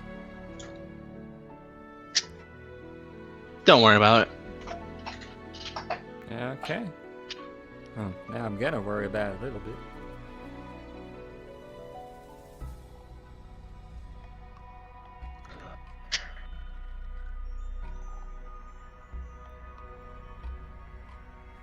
Kind of leans back and goes back to enjoying her little drink and just kind of sitting by.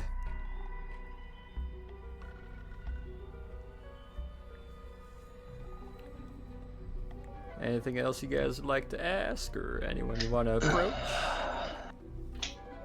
I know Peter's reading a Nothing bit of I a can legend blurb. think of. Ask her why her lipstick is green. Maybe she just likes the color green. Cause my token is weird. I don't know. I'll just head out to go see what Torn's up to. Good. You eventually walk down the steps, walk your way down the beach, and after a little bit, yeah, Torn, you hear a couple footsteps on the sand behind you as Nikos comes walking up towards you. So what are you doing? Just taking a rest on the stone? I used this spyglass. I don't know if he even came off a boat. I just saw him stagger out from behind these rocks. Huh. There was a struggle here. I think there's a bit of coral torn off of that one right there.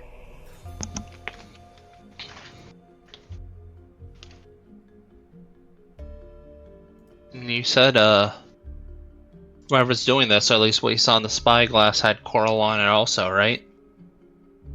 No, it's sort of, not exactly. It's hard to explain. It's, you can tell it's aquatic, raptor-like, sort of very large. It's a strange creature.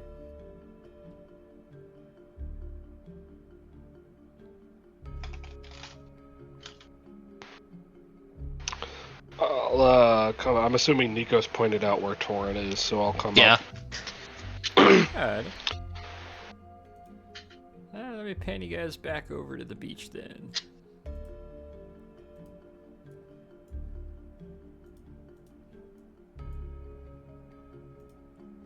We'll kind of migrate everyone back over near the rock. Torin is... Whoop, there he is. Let's put you on the rock. There we go. I'm king of the rock. No. But it wasn't a rock. It was a rock. Lobsters just starts walking away and turns into a giant yellow coral monster. torn. I swear, Well, if if you- that's the solution, I'm coming to your house and beating you. If you don't think he came from a boat, then why would he be wearing like work clothes like he would have been? You don't exactly come to the beach dressed in. I mean, perhaps he was chased. Perhaps he was on a boat, but something happened in here in these rocks. I think this is where he was mauled.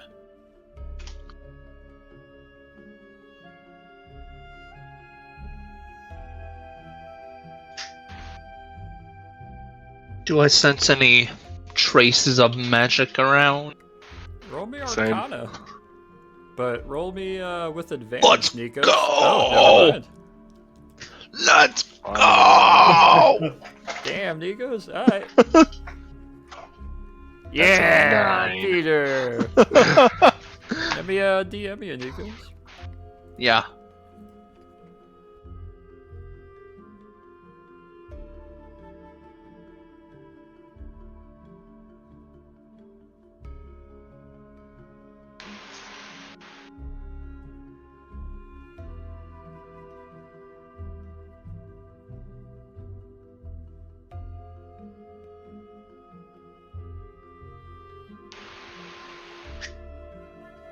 Boo. Hey, I beat somebody for once. Wait, what? No, he rolled higher than you. Oh, fuck, I thought it. Yeah, I'll see both of myself you, out. you're just looking at the ocean. That's Atlantic water. Mm. I mean, technically that's a match because I have a +2 that's not automatically applied. There's a very, very faint smell of deep one magic here. Deep one. Would you care Uh-huh. to elaborate on that? Ocean travel was like an ocean travel portal. Oh,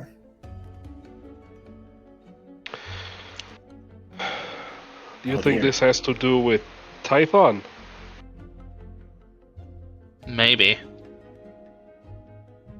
Although I don't know why he would be terrorizing Boston before I got here. You know, I don't think you're... No offense, Nikos, but I don't think you're his entire focus. That's fair. He didn't seem very interested in killing me, though, so you can't exactly blame me for thinking that. Fair.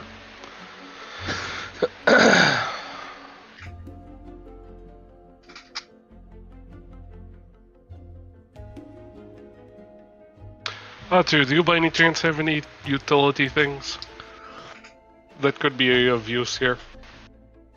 Can I do another Arcana check to see if this feels Tython-esque? With that nat 20, yeah, roll me another Arcana. Alright. And if you got any spells or abilities out you that you want to test with, feel free to. 8. Ooh. No. Damn. Well, the nat 20 does lower the number. You don't quite get the info you maybe are looking for, but I will hit you with something here. I mean, I did go to his realm for, a little bit there, so... Spyglass. Nope.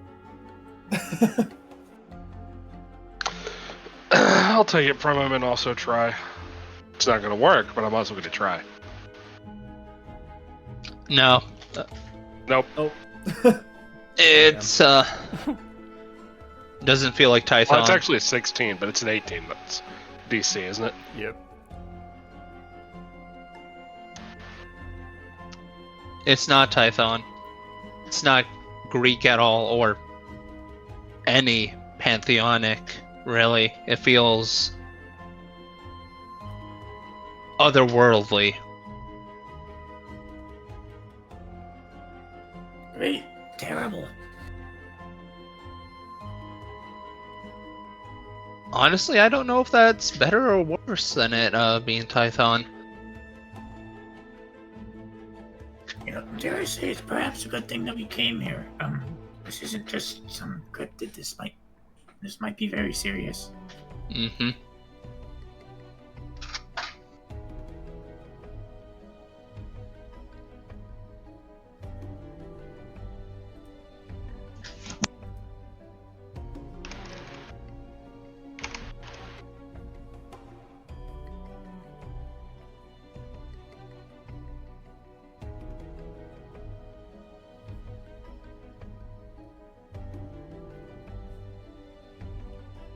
Are there any footprints in along the beach up here to the north, like a man in large galoshes running very quickly would leave?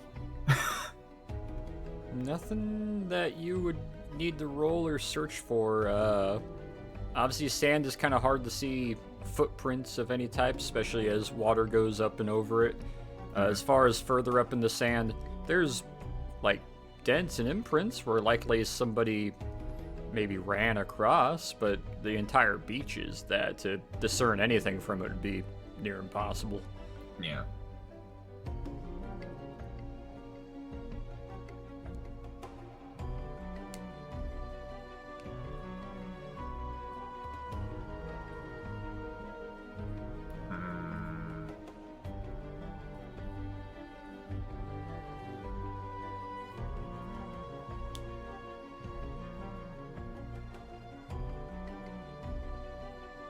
Anything, hints, dropped items, something, nothing? You guys have gotten a few items of note that may be coinciding with each other, but you may have to discuss some of those findings or see if they do piece together. But as far as on the beach goes, you find a bendy straw. Great! There's a bendy straw in the sand. I mean, somebody left it there by accident. Oh, we'll leave a bendy straw here. Rolling insight. Oh, it's a prototype. 17. Why would someone leave a bendy straw?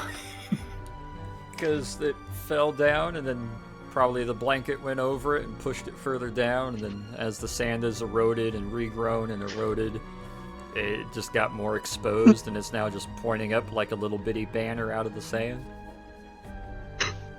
When was this You bendy should keep straw that. here, left here? Upwards of, I don't know, a couple weeks maybe?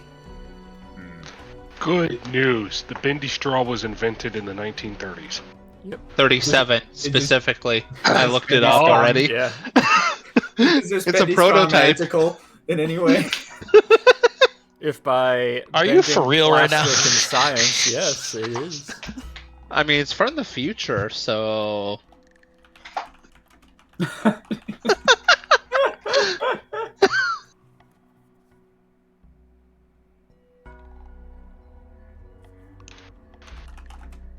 Yeah, we're keeping a bendy straw. Add a bendy straw. Or just keeping litter on the ground. No, this is important. Actual garbage.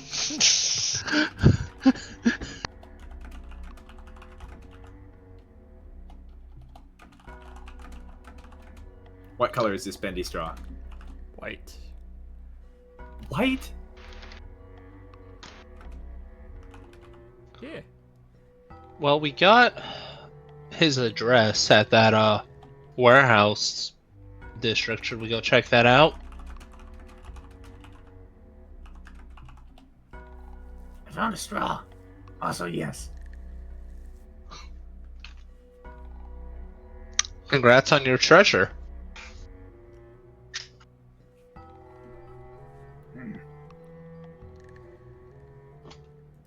It's magic.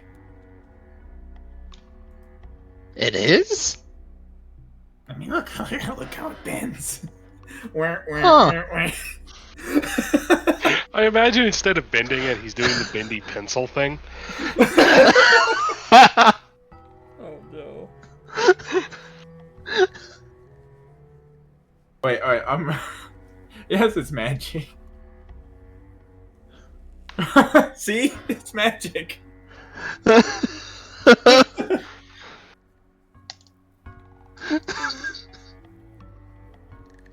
Torn is managing to. No, you can tell he's doing the fake wobble thing. Huh? He's just, why is So he it is. wiggling? Cool. Of course, you roll good on that. Oh my god. Can't solve this case, but I know a magic straw when I see one. I think we're going to have to, unless there's anything around. Hachu can also see through the bendy straw. Unless there's anything else that anyone wants to look at here, I think we're best moving on to the guy's place of residence and place of work. I mean, we could always. Oh no! Right, never mind. The sleight of hand is to sneak the bendy. Yeah, I as he think goes to his pocket. heading there would probably be good. 27. Yeah, you're. Alright, you plant it. Nikos, add 1 magic bendy straw.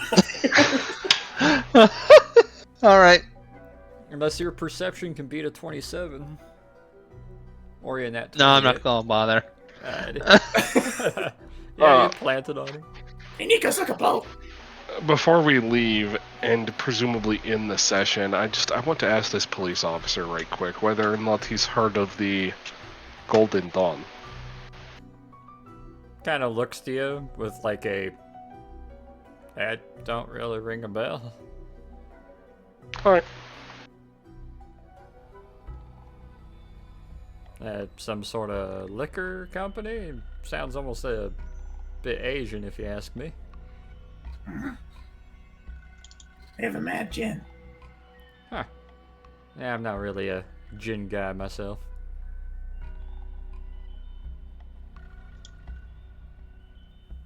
We'll get to cleaning up and collecting this and getting all that we need to it. You done here finding everything you need? Maybe. Anybody else have anything?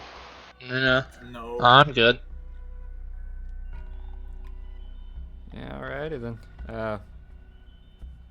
Hopefully, able to figure out something here. You'll kind of wave down 2 of the other officers as they walk over and kind of give that like, alright, let's start cleaning up the sand, collecting what we need to, getting things set up.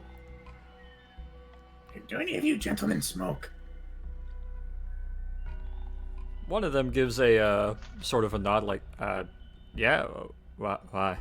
What would it cost to buy some pipe tobacco off you? I'm a bit busy at the moment. I haven't been able to stop at the store. I don't have any pipe tobacco. I got cigarettes though. He's gonna walk away. Okay. Kind of looks to the other guy and shrugs, like, the hell. And yeah, we'll pan on over. We do still have a little bit of time. Where You would showed into my car. It got shorter. Where would you guys? Oh, no, like I think to we're- go? Or do you want to compare? I think we're notes getting- first. I think we're getting late enough that we're starting to fall off. Yeah, I got you. Also, that's it'll good. give you guys some time to compare notes a little bit here. I'm actually taking notes. It's wild. Hey. Yeah, we'll pan there and let me check timestamp here. 3 hour 40-minute. Dope. We'll Oh yeah.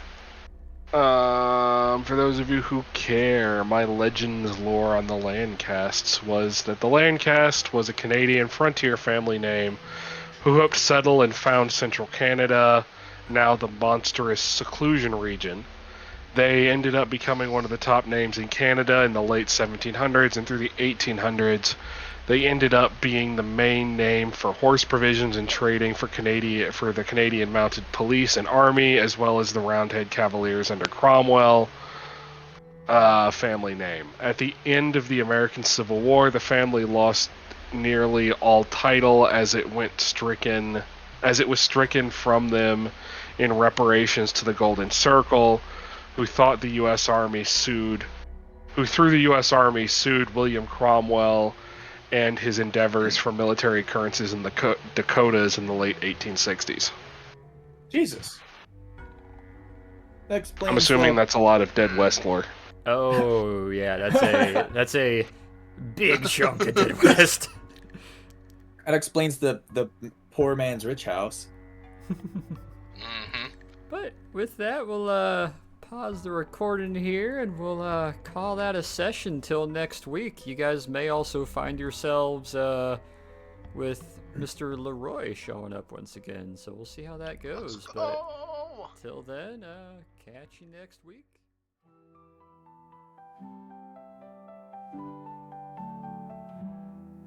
The airplane put down at the airstrip on a cold and gloomy day, and the 6 aboard all knew their homes were very far away. The strife that gripped the forest all around them was their plight. They knew that something out there wasn't right. There were creatures in the bush, and there were soldiers in the woods. There were zealots in the ruins. There was magic that's no good. Grenades were used aplenty, guns and swords brought in, and death. When it finished, only 5 or 6 were left. On the flight back to their quarters, the new place to be their home, the dangers of their future had been surely set in stone. The content of their briefing brought their purpose into light. These 5 strangers had been brought into the fight. There are stories of the kobold, of Wilhelm Schwartz and Father Peter too. There are tales of the hoplite, of Leroy Copeland and Hatshu. And while the details of their past and trials were never meant to spawn, the deeds of wondrous company will live on. Yes, the deeds of wondrous company will live on.